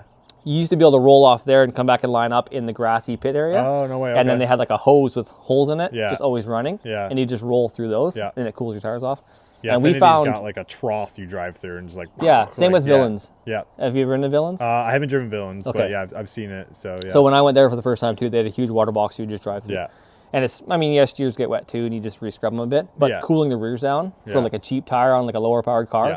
like makes the life just. I keep seeing the water squirter idea, Yeah, and I'm like, yeah. should I go spend $150 at Harbor Freight and like set that up? I'm like, it seems silly not to, you Yeah. know. So Even if you had like a Yeah. hand pump one. yeah. I think Mike always brings one. He's always back in the pits, like spraying them off Just on the wire it hot off and- days. So I mean, in the car. buy Buy a hand pump one and just cut the line and wire it to 2 nozzles and just go pump. Yeah, just let it. Yeah, don't Yeah. even have a trigger on it. Yeah, Yeah. that's crazy. No electronics, no Yeah. nothing, and just Yeah. a little ice box on there. And It's a good idea. yeah. Yeah, I always see that. I'm like, man, okay. But yeah, someone told me the other day, like, okay, they're like, the best way to get like the life out of those Estinos, they're like, go do like, you know, like if you get a rainy day, they're like, go do like 6 laps on a rainy day. They're like, and then take them off and throw your other ones on. They'll be super good on a dry day. I'm like, there's all these like weird tricks these people are like doing to like see how much more they can get out of it. They're like, Yeah. oh, like I run this tire and it'll chunk if I don't do this. And I'm like, Yeah. oh, okay. But yeah. There was tricks like that back in the day with the Nexons. Yeah. I think it was the 2000s, whatever they're called, where they have like an arrow tread Okay, pattern. yeah, yeah. And running them backwards, they wouldn't chunk. Yeah. But running them forward, they would. Yeah. Things like that. That was the thing in biking for a while, in mountain biking. They were like, oh, I'm going to run like a directional tire that's supposed to be going forward, but I'm going to run it in the rear for grip and Backwards. face it backwards. Like it's cupping. Yeah, yeah. I was just like, that's so funny that like people Yeah. figured that out like on cars. They're like, yeah, just run the tread backwards and it like Doesn't lives chunk. longer. So, I mean, yeah. with drifters, like you're going to figure that out because you're going Yeah. through so many tires. Yeah. That it's like, oh, I put this one on backwards one time, haha, and then Yeah. didn't chunk. yeah. Oh, weird. Yeah. You're like, interesting. Yeah, Yeah. Yeah, exactly. there's a bunch like the tire thing's crazy because there's all these brands that kind of have the same price, same looking, whatever. And everyone's like, oh, the same wear, and everyone has different issues with all of them all the time. Yeah. And like the drift tire review page on Facebook's like, it's kind of hilarious sometimes. They're like, oh well, I did these 10 steps and I did fine, and this guy didn't, and they fucking just destroyed themselves. So I'm like, it's just crazy. There's all these different like theories of people like getting more out of it, but I'm like, yeah, it's wild that people are paying like that much attention to it, Right. and it's good to see like. I mean, forums are gone now, so it's Yeah. good to have all these pages now that you can just go on there and go, oh, okay, I can run that, and like, yeah, Try that, try this. Yeah. That's one thing, like, I guess getting into this combo would be like today's kids with the information at hand Yeah. is they can become the best drifter in like 6 months. yeah, Because it's like car development, car Yeah. prep. Like when we first started, it was like option video Yeah. would teach you how to do this and this and that. Yeah. And they wouldn't talk about car setup or anything. Yeah. It was just this engine's cool. We do a Yeah. clutch kick, J turns, that kind of stuff. Yeah. And now it's like you can watch obviously tons of in-depth car breakdowns Yeah. on YouTube. yeah, Like obviously tech reviews from like Wisefab or whatever, and how the geometry and caster all Wild. works. Like so Yeah. they can just learn everything so Yeah. fast that I think that's why we have the Hero Manoas Yeah. and like the Deacons in dirt biking that are like super young at the time and just killing it. yeah. Because it's like there's so much more information out. Yeah, the learning curve is just boop, it's just Yeah. there. It's They're as like, high as you oh, want yeah. it. Yeah, Yeah. it's literally If you want as to high as ignore you that want. information Yes. and just do it on your own, Yeah. sure, but you can be the best you can like as fast Yeah. as possible. Yeah, everyone's like, how did it progress so fast? I'm like, just the education is just there, right information there, is right, everywhere. right at hand, like Yeah. ready to go. But yeah, I remember someone in a podcast was talking about like, oh, they're like in 2 years you could just like get into FD. They're like, you could like do this whole year doing this, build, you know, they're like seat time car the first year. They're like, and then pro am car the second year, get your license, and by the third year, they're like, it's crazy. Like you can like get into it, you know. And you can do it pretty tiered like that too. It doesn't Yeah. have to be a crazy miss a year to build it extreme and then Yeah. come out. You can just go like literally stock motor, develop the car. Yeah. Second year, motor and a bit of car. Yeah. Third year, like pro package. Yeah, Yeah. yeah. If you have the money, it's definitely doable. Yeah. Yeah. One thing I want to talk about was like tracks. Like what's been like your favorite track that you've driven? Like are you more of a road course guy, or are you more of like I'm a bank guy. Okay, banks. Yeah. Because I Being know there's evergreen. like banks, there's kart tracks, and there's road courses. I mean, you know, like- PGP and those, I mean, Yeah. all those tracks were incredible too. Kart Yeah. tracks are really, really fun.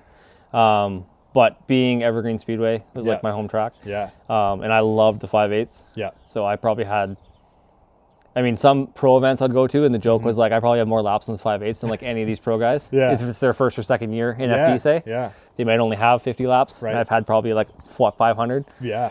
But yeah, bank tracks. So Irwindale, obviously my Pro-Am Nationals, I won it at Irwindale. Yeah. So like banks there again. I love banks. Big bank guy. Big bank guy. Yeah. Banks and walls. Yeah. Like Long Beach I really liked. Okay. But I think my favorite would be Irwindale for sure. Okay. Yeah. Nice. I never got to drive like Atlanta Right. down the hill. Atlanta would be Yeah. probably one of my faves. Most drivers that, like Vaughn talks about it and a lot of other people, they just love Atlanta. Yeah. And it's half the crowd. Atmosphere is pretty Right, incredible yeah, there. yeah. But just to come in on the hill to like up the Keyhole area, that'd Yeah. be super, super fun. Nice. So, yeah. That's sick. Yeah. Another person to mention on sponsorships, I forgot to mention, Oh yeah. was obviously Ride Fast Crew. Oh yes. Yeah. Never had a merch guy before. Yeah. So to have him on board and like making cool design shirts each year, Yeah. things we can sell in the pits. Yeah. And for my kids, like obviously with the YouTube culture, Yeah. it's like, oh, I bought his merch and this Yeah. merch. It's like I go to school and like 3 kids have my shirts and like, Yeah. we got your merch. And I'm like, this is hilarious. You're like, that's super cool. Yeah. So huge thank you to That's Ride rad. Fast Crew. Yes, Yeah, for sure. Ride Fast. Yeah. I was gonna say, yeah, they put out some like sick merch and like just, Yeah. the designs look good, the colors look good. Yeah. Like yeah. It's pretty cool. And they're quite what's the word, like they talk with us a lot about Yeah. designs. It's not just like, hey, we made a shirt, took a picture, here you go. Right. It's like, what do you want on it? Like, what do you Yeah. want to do Yeah, this what's year? gonna go in there? Yeah. Yeah. That was one thing I did last year. I was just like, I wanted a shirt. I was like, I just want a shirt, you know? Like we Yeah. started a team. I'm like, we all suck. I'm like, we're fighting. I'm like, just a cool shirt with our We cars all on suck, it. yeah. I was like, this is great. Like, you know, the team name ended up being Gridlock because Right. we were just like, we were spinning out in front of people. They Yeah. were like crashing into each other, and we're just like, oh, I'm like, We okay. are the Yeah, I was Gridlock. like, we are literally locking up the grid right now. And like, I think Mike came up with it because I was like, we need to have a drift team. I'm like, we all drive together all the time. We're going to comps together. We're going to opens together. I'm like, we only drive with each other. I'm like, it would be sick to have like a team name. And he came up with Gridlock. I was like, that's fine. I'm like, keep us humble in the future. You know, be like, Yeah. hey, at one point we were that person Yeah. with like stock angles spinning out. I'm like, Yeah. we can't really be like, oh, this goes, because like you hear it all the time when you're sitting in line. They're like, oh, fuck it, come on, who's spun out now? And I'm like, you were there at some point. Yeah. Oh, that's Be fine. humble. Yeah. Be humble. Yeah, so having like a cool team and like merch and stuff is nice. You guys, you just look like a pro, you know, maybe Yeah. you got to manifest it. Yeah. And he even built us like banners and stuff for our pits. Yeah, and yeah, it's so sick. cool. Yeah, I've never had somebody. There's like a photo of you with the kids, and they all have like your shirt on. Yeah. Yeah. Yeah. I love that photo. Just like it's so sick, like family, like all decked out in merch. Yeah, It's Super anywhere we cool. go now, like at FD and stuff like that, we all wear our merch, and Yeah, it's yeah. very fun. They love it. They almost love it more than I do. Kids and everything, but Yeah. yeah, merch is a cool thing to have. And like you don't have to be a like big pro driver to have it. Like just Nope. yeah, and people love that shit. That And like, he's stickers. it's not like we're asking him for support through Ride Yeah. Fast Crew. He's so like responsive back to us. Yeah. Like, oh, I want to help you, and like let's Yeah. get this for this year, and like this Yeah. round I'm gonna have that for you, and like I just Nice. love having somebody not working for me, so to speak, but Yeah, like yeah. helping us grow Yeah. our brand or Like merch. excited or, to watch you grow and be a yeah, part of it. and just yeah. get in the car and make videos. Yeah. Like he wants to come for ride-alongs Yeah. and get like a cool content video for the Nice. weekend, and Yeah. so he's super in. They were like a big snowmobile guy, right? Yeah, still Like, are. Yeah, Yeah. they're like pretty heavy in like all of the Everything. So snowmobile like stuff, dirt yeah. biking, snowmobiling, It's got a drifting. throttle they're into. Yeah, exactly. Yeah. I always tell people that. I'm like, dude, give me anything with a throttle and I'm stoked. I'm like, I Yep. don't care. They're like, oh, would you get into this? I'm like, I get into anything that I could. If I can pull a throttle, it can go. Yeah. Like I had an electric dirt bike for the longest time. I'm like, dude, got a little throttle on. I'm like, it was so much fun. I was Yeah. like, Rev therapy. yeah, I was like, yeah, exactly. It's so good. Yeah, I think one thing that's pretty incredible yeah, is how earlier we were talking about like how everyone's from BMXing yeah. or skateboarding or whatever, something extreme some sports, Sort of extreme sport. is that even like the temperament and like style and the car side of it is like everyone's the same. Oh yeah. No matter where you go. Yeah. Like New Zealand dudes to Ireland dudes Yeah. to like we're the same person everywhere in the world, Yeah. which is pretty cool. Yeah. Like even like Japanese, like I went to, for work, I actually went to Japan for 2 weeks. Okay. And I went to Ibisu Yeah. and actually drove to Ibisu. Okay, as so like a, did you get to drive? Yeah. Yeah, that's the question. yeah, it was funny. I was Nice. talking with the wife about it because the trip was covered for work. Yeah. And while I was there, I had a weekend off and I was like, well, it's quite expensive to rent a car Yeah. and drive. She's like, yeah, but it's like $10K cheaper because you're not Yeah. paying to go. Yeah, exactly. It's just the weekend cost. Yeah. And I'm like, you're right. I'm never going to do this again. Yeah, So yeah. we Nice. we rented the car, drove for the weekend. It was awesome. Yeah. What car did you rent? 350Z. Okay. Yeah. Nice. Yeah. And that it was actually like- perfect because like North Course and all the other courses, it was Yeah. wet in the morning. Okay. So I got like unlimited VQ laps Nice. with like no tire wear. Sick. And then Nice. like by noon till like 4 o'clock, it was dry. Yeah. And then I crushed like 6 sets of tires. Nice. On North Course. I just Yeah. kept running North Course because it was That's awesome. that's rad. Yeah. That's but super cool. that was like a ticket dream thing. Yeah. I never thought I'd be able to do. Yeah. But what I did notice was when I was there, it's like the same thing. Like a few pro cars coming out, shaking down, like a beat out clap Corolla, some random car I've never seen before, which would be like our Volvos.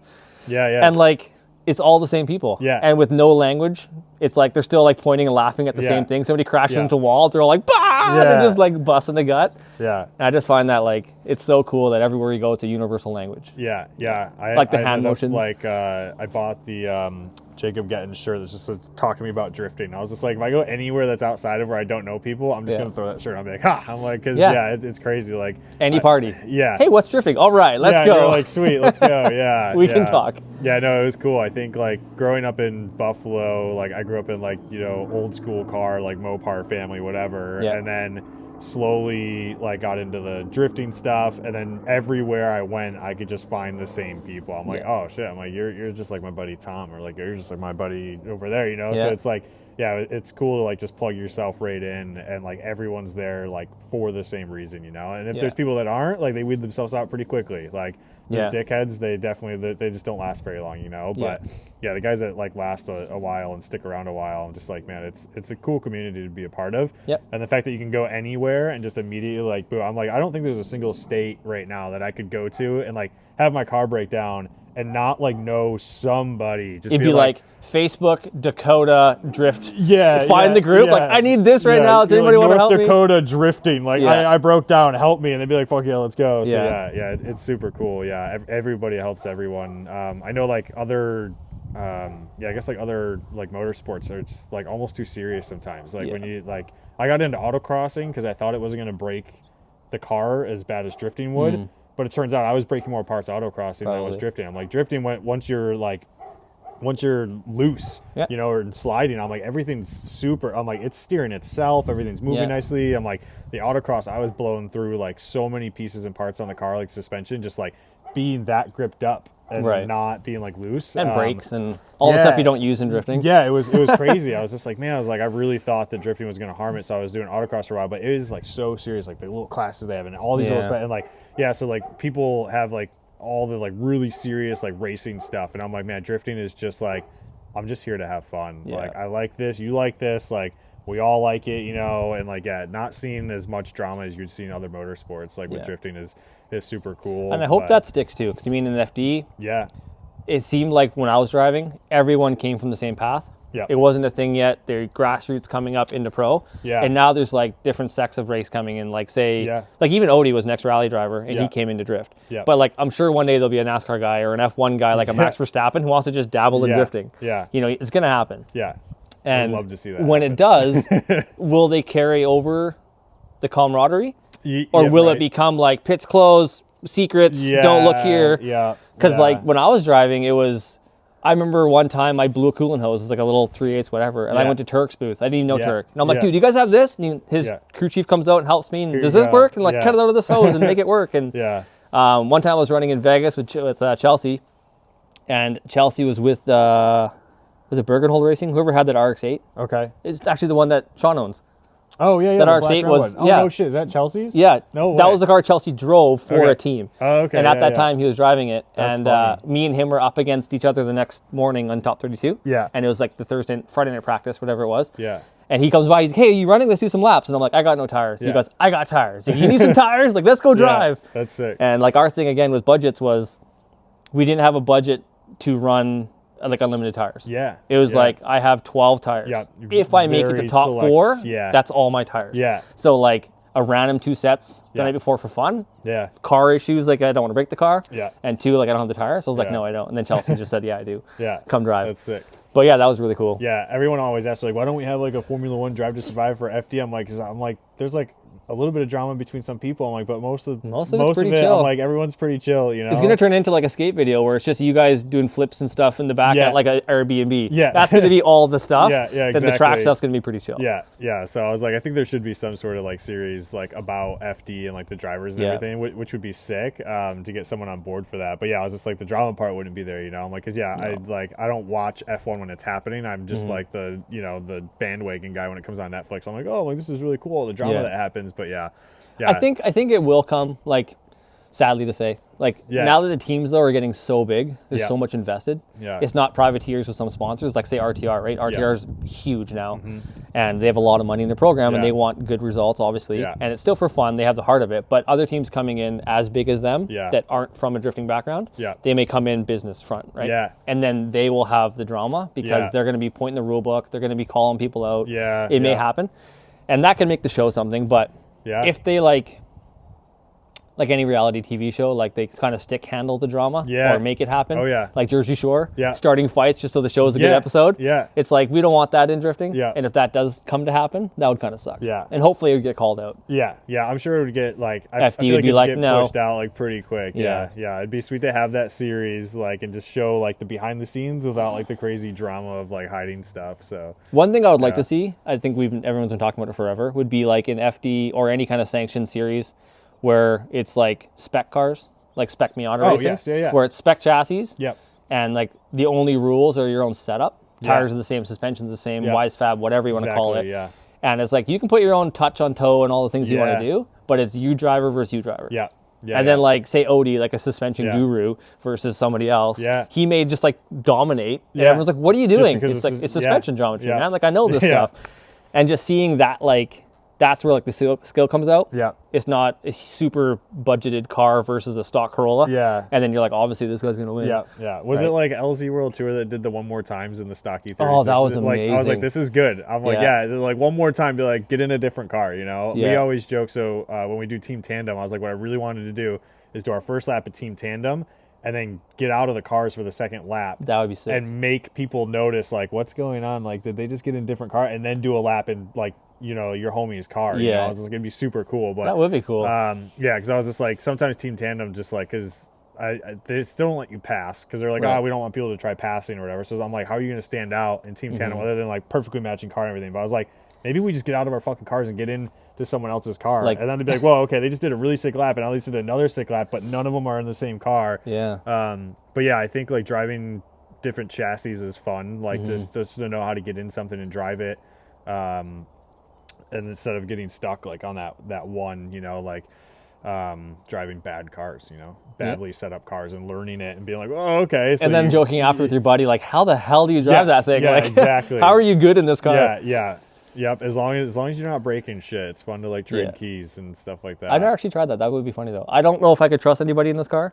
I mean, having it almost 20 years. I have such a hard time. Like if I had a missile out, dude, sure. I watched my buddies drive, and I'm like, "Fuck no, you're not driving my car." Like, why not, dude? I'm like, you're like, I'm like, I don't clutch kick my car that much. I have like just enough power. I can like usually power through stuff in the HR. Yeah. But like, I'm like sometimes I watch my buddies just like and like driving 10 times harder than I would drive my own car. I'm like, I don't know. If you want to fix it, we can try it. But if I'm fixing it, no thank you. Yeah. I'm always like, if you break it this weekend, then we gotta try to fix it this week. I gotta take a day off work, and then you know whatever. But Oh man, speaking of that. We had days back in the day where we drive to PIR. Okay, yeah. Like from here, no trailer, to drift for the day and then drive home. Drive the car. Yeah. Yeah, street So driving. I did it in the Corolla and I did it in the 240. Yeah. And it was just insane to think like now where we've come with trucks and trailers and all the rigs to be like, I drove like 7 hours and then drifted for 5 hours and then drove 7 home. Yeah. And like if I popped a ball joint or broke an axle, like I was done. No money for a hotel. Yeah, like exactly. It'd be like you said, like reaching out to friends, like who's got a couch? I'm screwed. Because that's how we used to do it. Yeah. It's crazy to think where it's come. Like I wouldn't even dare going that far in a drift car and then drifting home. I mean, maybe if it's a pretty tame car. Yeah. Like a stock Z, could probably handle it. But the fact we used to do that with no money and no backing was like, holy cow. Yeah. Tino, one of the guys on our team, he was living in Kelowna at the time, and I think we were all in a group chat, and he's like pretty quiet in the group chat, and we were like all going to an Obajifta one day, and then we just like turn around and he like pulls up, and I'm like, what the fuck are you doing here? I'm like, where's your truck? Where's your trailer? He's like, I just drove down. I'm like, you drove down from Kelowna? You just stuffed wheels in your FRS and just like showed up, and we're like, okay, like Tino's here and he's driving. I'm like, that's sick. That is sick. Yeah, he like drove home that day, and that I think one of the days he did that as well as DriftCon, and we were doing team tandem, and first lap, while I was like on the radio with the guys, I'm like, give each other space. It's our first lap. I'm like, Tino just drove 5 hours down here in his car. Like, let's just chill. And Tino was up front. Yeah. Because we were trying to put like the slower car up front. Yeah. And we went out first lap and they were just going hard. And first entry, boom, 3-car pileup. And I'm like, guys, no. I'm like, Tino's airbag went off in his face. I'm like, dude, he has to drive home. I'm like, we got to fix his shit now. Like, Yeah. it was funny, but yeah, I was just like, man, it's wild to see people still doing that. There's a cool group of guys up in Vancouver that like go to all the California events all the time, and they have just like basically a stance car that's a drift car, like just Like beautiful Gerard and livery. Kevin and them? Like, say it again. Gerard and Kevin and them from Serial 9? No, so I mean those guys have beautiful stance yeah. looking cars too that drift, but it's Marcus. He's got like a white FRS. That's got like the pink yeah. livery on the side, but yeah, so like those guys will mob down like 5-6 cars all the way down to California, and then drive back up, and I'm like, Ballsy. okay, I'm like, that's ballsy, dude. Yeah. Like, that's sick. But yeah, it's fun to have. It's cool to have that car that does that. Yeah, that's true. Like, especially for like if you're doing drift week, Yeah, something that is very drivable like that and Yeah. very reliable, yeah. and Yeah. probably won't break itself because it's got so low horsepower. And it's like a pretty tame car. I looked into that last year because I heard about it, and I'm like, this sounds really cool. And I found out how expensive it was, and I was like, I'm not pulling that off. And I'm Yeah, like, just the Affinity 3-day weekend was like $2,500. It's just Right. like the tires. I'm like, you can stay at the track and everything, but yeah, it was still like a big weekend to pull off. But Yeah, it'd be one of those like save for a year. Yeah. And then if you had the money to just blow and Yeah. not stress about it and just Yeah. have vacation time to like Yeah. plan for that, that'd be fun. But they just on a whim go, it's like, it's just too much money. Yeah, I'm at the point now where like building the car, I'm slowly like I'm choosing what events I like should like that I need to go to, and then the other ones I'm like, okay, I'm like, I don't need to do that event again, like, but I need to go to this one, you know. Right. So it's like it's crazy to like schedule out my summer like financially. Like, okay, I'm like, Yeah. if I'm doing this weekend, like I'm gonna have to like not go to these 2 open drifts beforehand to save on like tires or whatever, and like just work extra at work. But yeah, so it's funny to like kind of see where people are going. You know, they're always like, you got to go to this event, and you'll show up and you're like, okay, maybe it's not the same for me. So yeah, scheduling out this summer is wild, because like this year I'm like, I don't even know how many open drifts I'll get to, because there's so many competition series, like doing grassroots and Evergreen, and then DriftCon, and then grassroots up here. I'm like, they're like pretty well spaced out. You're busy. Like, I'm like, there's open drifts between there. I'm like, but can I afford to go to them, you know? Yeah. So yeah, it's crazy to like plan that stuff out and just figure out like what events you actually like driving. So Yeah. But I mean, if you're finding a way to get like potentially like 20 plus events that are like decent sized events, that's pretty sick. yeah, That's good. yeah. I think my first 2 years, the longest I went without driving was like 14 days. Like I was going to every single event I could. Sick. And I was just drive, and it was just like hydro, FDF, angle kit. That's it. Just the like everything else was Just there. the front? Yeah. Yep. So just the front. So I had Stopper. 0 camber. I did the FDF up front, and then I had the hydro and coilovers, and just like welded the diff, and I just drove as fucking much as I possibly could. I was trying to drive all the tracks possible and just go to all the events, because I was like, I need to figure out what direction I want to go. I'm like, is it competition or is it fun events? You know, like you have like the Matsuri weekends and like Tuner Bash and stuff like that, where there's a big crowd of people and you're just goofing off, like having fun. I'm like, but then there's the serious competition stuff, and like something just pulled me towards competition. So I was like, for the foreseeable future, I'm like, that's the way I'm headed, because it's just it's a riot. I mean, I had like 3 more times with Gaston and his like Nitrous Z, and I was just like vibing. I was like when I moved here, I'm like taking photos of Gaston in his pro car. I'm like, now I have 3 more, 1 more times, and I'm like, can you guys fucking pick someone? Like, I was done, dude. I like lap after lap after lap, and like I think I was like just consistent enough that like they were like, we don't know, go again. And I'm like, after the 3rd one, I'm like, come on, yeah, well, you guys got to pick someone, because I can't drive anymore. Like it was so just rock paper scissors. Yeah, I was just like, can we just like get out and like do fucking like run across the track or something? Yeah, I was just like, have us do something. I'm like, I'll play checkers before I do another lap again. And then they finally chose, and I was like, all right, I'm like sick. I was like, whew. Sometimes some of those, like even in the 50, it seems to happen. Yeah. Where like one, say you guys are probably driving so perfectly with mistakes and gains that you're like identical. Yeah. But in FD, it's like when they're both 99-point drivers. Yeah. It's like either the judges have to make a call and like just take the flack if they make not the wrong call, but like there might be an angry driver or whatever. Yeah, exactly. But like that's the job. It's hard to be a judge sometimes. Yeah. But like these guys are so good or so consistent that like you're just waiting for one to screw up. Yeah. And if it's like a James and somebody, James Deane, it's like you may not ever see a screw up. Yeah, you so just, it's you like, just have to be like, one of you two needs to fuck up, go again. Yeah, the car's going to break or something else is going to happen, but there's not going to be a mistake. Yeah, it's funny. So I did, judging's crazy. I did my first, they asked me to judge the grassroots like sim comp, and I was like, all right, I'm like, that's not like super serious, you know? I'm like, that could be like a forte into like me learning all the judging stuff. And then the 3rd judge like didn't show up. Oh, shoot. So then we had a split. We had like, okay, we'll judge these separately, and then we'll come to terms on like the middle one. Yeah. And like, yeah, seeing how they're judging things and everything, like, there's not enough time to think about it. It's like, hard. One of the Yeah. guys stayed after, like at the end, he's like, why did you make this call? And I was like, well, at first I saw this, and then I saw this. And then he's like, well, check this out. Go back and rewind it and like look through it. And you're like, oh, like, well, I didn't see that. Yeah, like, that's the hard thing. It's wild. Yeah. People don't understand that like you have to watch the lead run and the chase run on that one, and then you have to flip it and watch the lead run and Yeah. the chase run. I'm like, so you have, it's not just one lap versus the other. I'm like, you're watching 4 different laps, and then the 5 zones that are in the 4. I'm like, you're looking. I'm like, that's like 20, 30. And things. how one mistake can affect this guy and who did what. You're like, yeah. okay, but yeah, and you have no time. Like I was Yeah. sweating. Like they were like, are you ready yet? And I'm like, I'm still like thinking, and I'm trying to like scrub back and watch the replay, and I'm like, guys, this is so hard to be like, okay, you messed up. Well, now you messed up. Now we're at 0.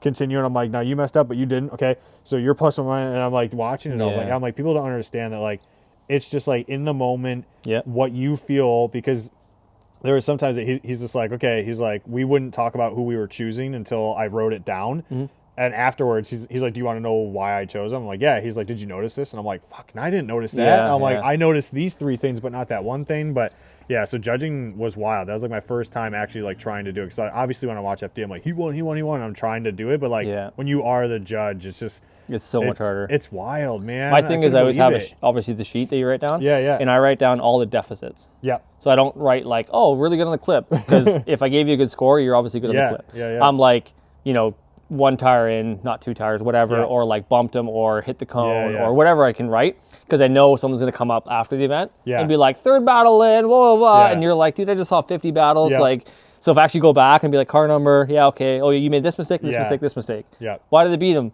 Well, whatever. And then you Yeah. have an answer at least, right? Yeah, we only had we just had numbers. So Yeah, okay. It was like line, style, and like angle or something Yeah. like that. So we just had like 8 out of 10. They're like, well, why did it go that way? I'm like, well, and it's funny too because watching when you would like put in your score for qualifying was harder than the battles, I think, like because we had the line, style, and whatever, and the X factor, and you would watch one lap and you would rate it your rating, and then they'd rate it theirs, and you would see the total number be lower than the other guy, and I'm like, well, I don't think that's. Right. I'm like, okay, I'm That like, or shit. two, like, Yeah, I was like, the end number, I would have thought he was higher than his battle, but just the way it panned out with all Yeah. the numbers they punch in for it, yeah, it was weird to see that. I was like, okay, I'm like, I definitely thought his run was better than the other guy, even though he got scored lower, but that's Yeah. just because the other guys, maybe didn't do that. So, yeah. and then too, like, consistency of driving through the whole event Yep. changes how you score Yeah. sometimes. Because, like, in qualifying, the first guy goes and he's near the box or in the box for a zone, and you're like, oh, that's pretty good. Yeah. And then you see, like, everybody can do that, Yeah. and you're like, oh, that's not that good. Then you see one Right. guy on the wall but Yeah. not touching the wall, and you're like, okay, there's the outlier. Yeah. So then that's now a 9. Yeah. Right? And you're giving the other guys maybe 6 or 7, Yeah. and you're like, actually, that was a 4. Do you So prefer then, to qualify earlier then? What's your strategy with where you want to qualify? Do you That's a want to good be point. first one out? You want to be midway to the pack? Like, because I know some never guys thought are about like, for I don't want scoring. to be like first run out.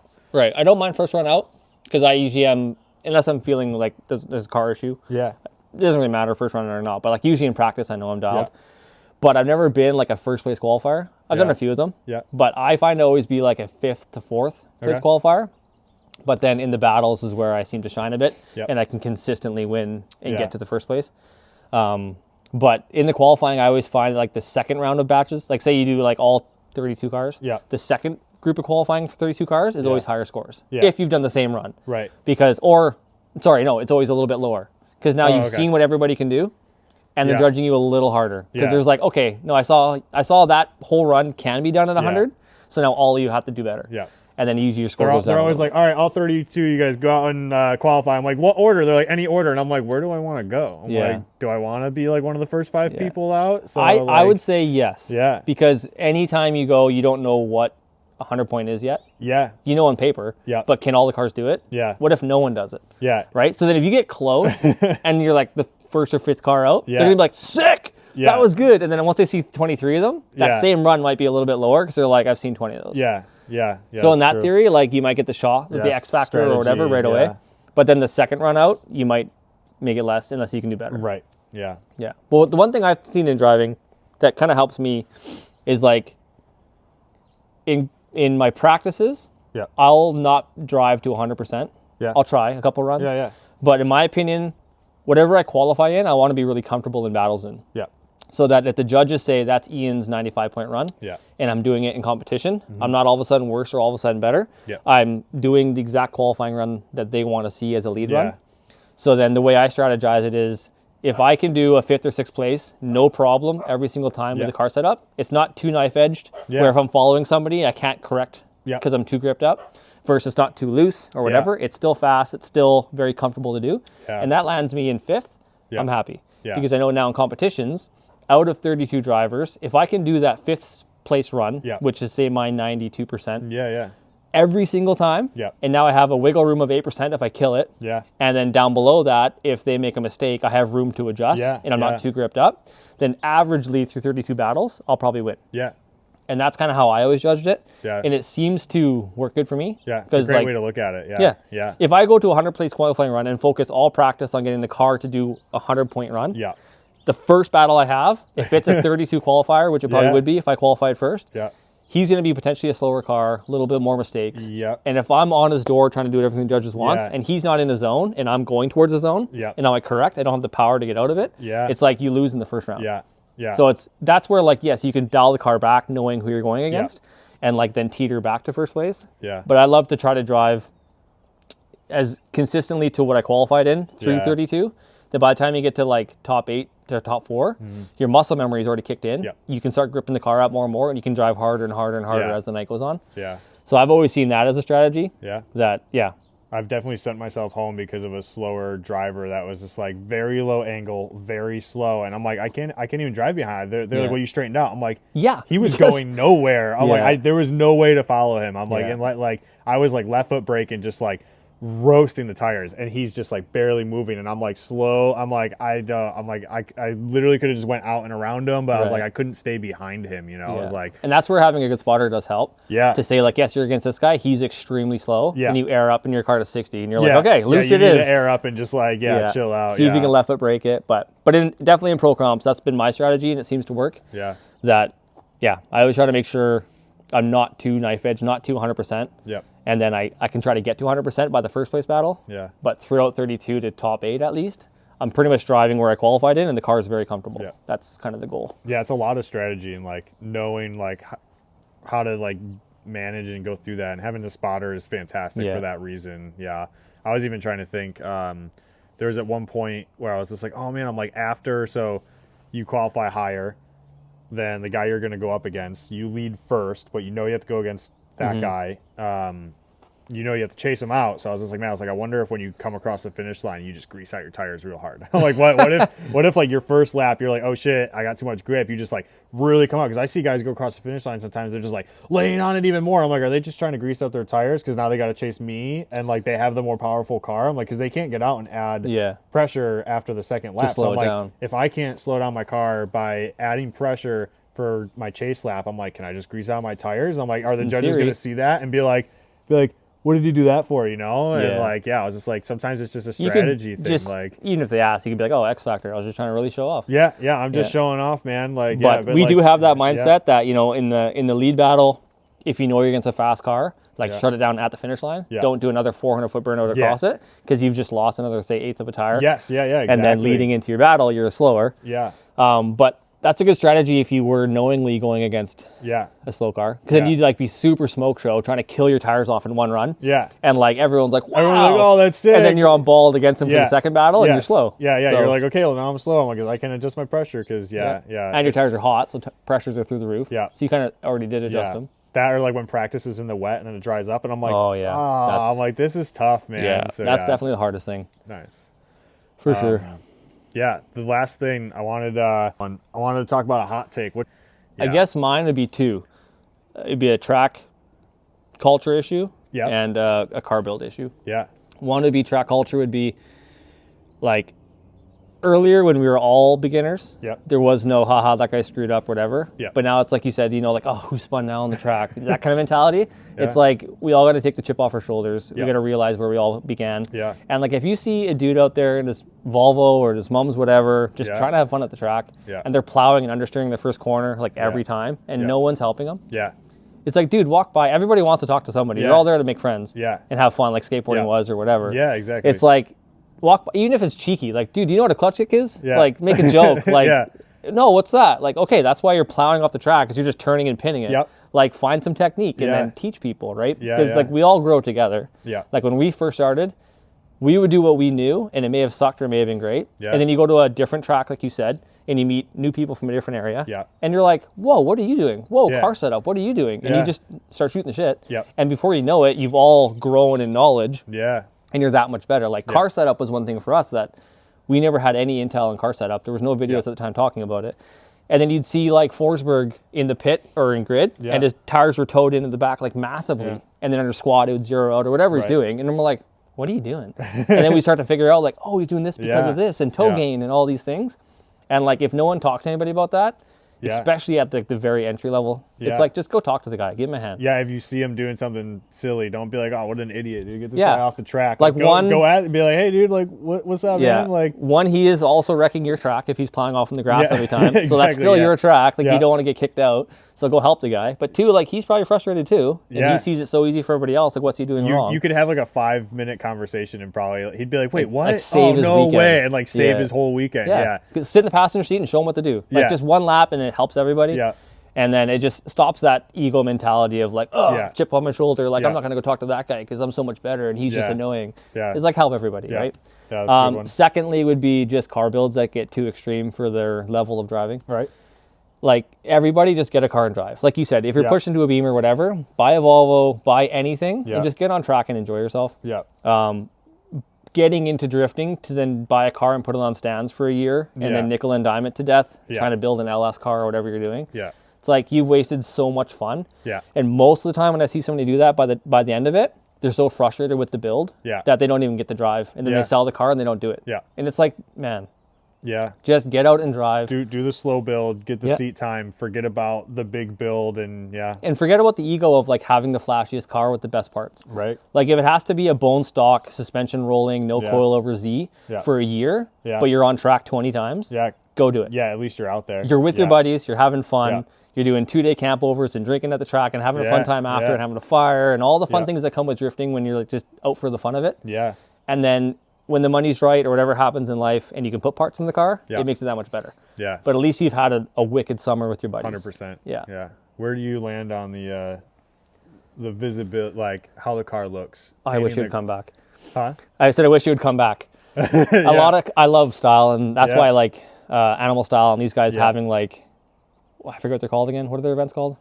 I'm totally brain Final lapsing. Bout. Yeah, Final Bout. Yeah, Like yeah. Final Bout, where like the car has to meet a presentation level. Yes. I love that Yeah. because when we first started at Evergreen, it was literally like bring your show car into the drift track, and it was Yeah. crazy and it was wild because the cars were too nice to be doing what they're doing. Right. Yeah. And then like eventually the missile mentality from Japan, Yeah. like Matsuris and stuff, caught Yeah. on.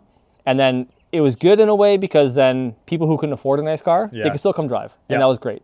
But then there was a bunch of the drivers that you knew could build a good car Yeah. and could afford it that purposely didn't. Yeah. And the car was like garbage. Yeah. There's you're some just places like- I go, I'm like, are we doing a demolition derby? I'm like, where Yeah. the fuck I'm like, are we in like West Virginia right now? I'm like, it just Right. seems like, yeah, sometimes I'm just like, And the mentality is that Yeah. they obviously don't care and they hit things for fun or they bang doors for fun. Yeah. And it's like, I don't really want my door hit by some guy not in competition Yeah. when I'm just trying to have fun. Yeah. And your car is Mad Max and you have no fenders. You're going to put a Exactly. hole through my door with your bar. Yeah. It's like, dude, like make your car look a little bit more presentable. Yeah. And dude, spray paint's cheap. Yeah. It's so easy. I'm like, it just literally rattle can it in your driveway. One solid color would be great, you know? Yeah. Because there's guys I'm like, I don't care how good of a driver he is. I'm like, look at his car. If that's a representation of like how he's gonna drive or how he cares about it, I'm like, Yeah. I can't. Like, I'd rather go with the flashy guy. You know, there's some dude that shows up with like a beautiful like S14 that's like all black and the paint's pristine. I'm like, I want to drive with that guy because Yeah. I know he's not gonna. Oh, do that car's anything nice with the bronze crazy. wheels. Yeah, with the That bronze S14, wheels, yeah. that thing is so Yeah, nice. I'm like, he drives really good. He drives really clean. Yeah. He's very consistent. I'm like, this is great. I'm like, I'm gonna follow this guy Mm-hmm. all day long because I know when he's behind me, he's not gonna be like, I'm coming for your door, brother. 'cause he He's gonna cares be about like, his yeah, car. Yeah, he's like, I'm gonna Yeah. be here with you to have enough fun and not come for your door. But yeah, Yeah, there should almost be like a, you know, those EV stickers where it's like safe to hook up to Yeah. on the back bumper. Yeah. Like a safe to missile with Yes. sticker. Yeah. Because then That- it's like if you're in a missile, someone else is a missile, you know it's a second car Yeah. or something. Yeah, Like you're like, let's okay, let's yeah. demolition derby and have fun. Yeah. But if you're jumping in a lineup of like really nice cars Yeah. and it's like you're Yeah. in the missile, it's like take it easy, man. Yeah, like we shouldn't need a sticker, but the stickers would be a good idea. Yeah. And I'm not huge on like name brand wheels, name brand kits, and all that stuff. I don't really care. Everyone's got different budgets, but like for as cheap as it is to almost not care about a missile, you can make it look a little more decent.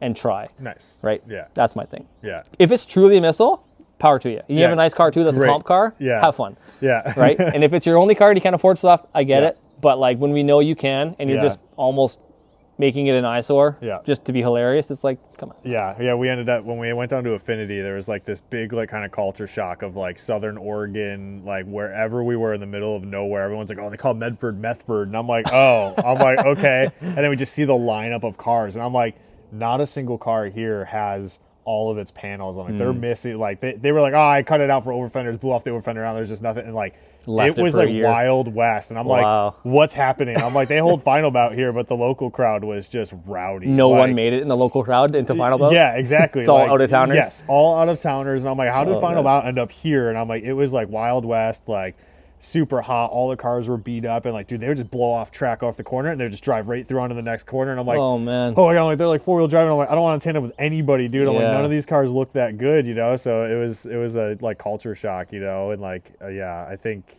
people are like hopefully gonna get back into like, I want my car to look good, but I want to drift it. So. Yeah, my thing was always like, it's a car show and an event. Yeah. So you can have the event side of it, great, but like the car show side, like take pride, build it how you want to build it.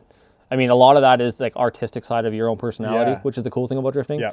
When everything's a missile and it looks like it's from a junkyard, like there's not really a lot of style there. Yeah. But when like, I don't know who this guy is. Yeah. You know? When you put your own flair on it and you make it look sick, however you want it to be, it's like, that's cool. You put passion into it, and I respect it. Right? Even media, dude. Like I've been taking photos of drifting for like 12, 13 years now, and I'm like, dude, when the shit boxes go by, I'm just like watching them, and I'm like, sick. I'm like, great. I'm like, but when the nicer cars go by, I'm like, I don't care how bad they're driving. I'm taking photos of their car because it looks nicer. Yeah. So I'm like, you can get a lot more media and more attention. And right now, media is everything for like growing and marketing yourself. Like, like even testing this thing when I don't know if you were there the first day I brought it out this season, and there's like no panels on it.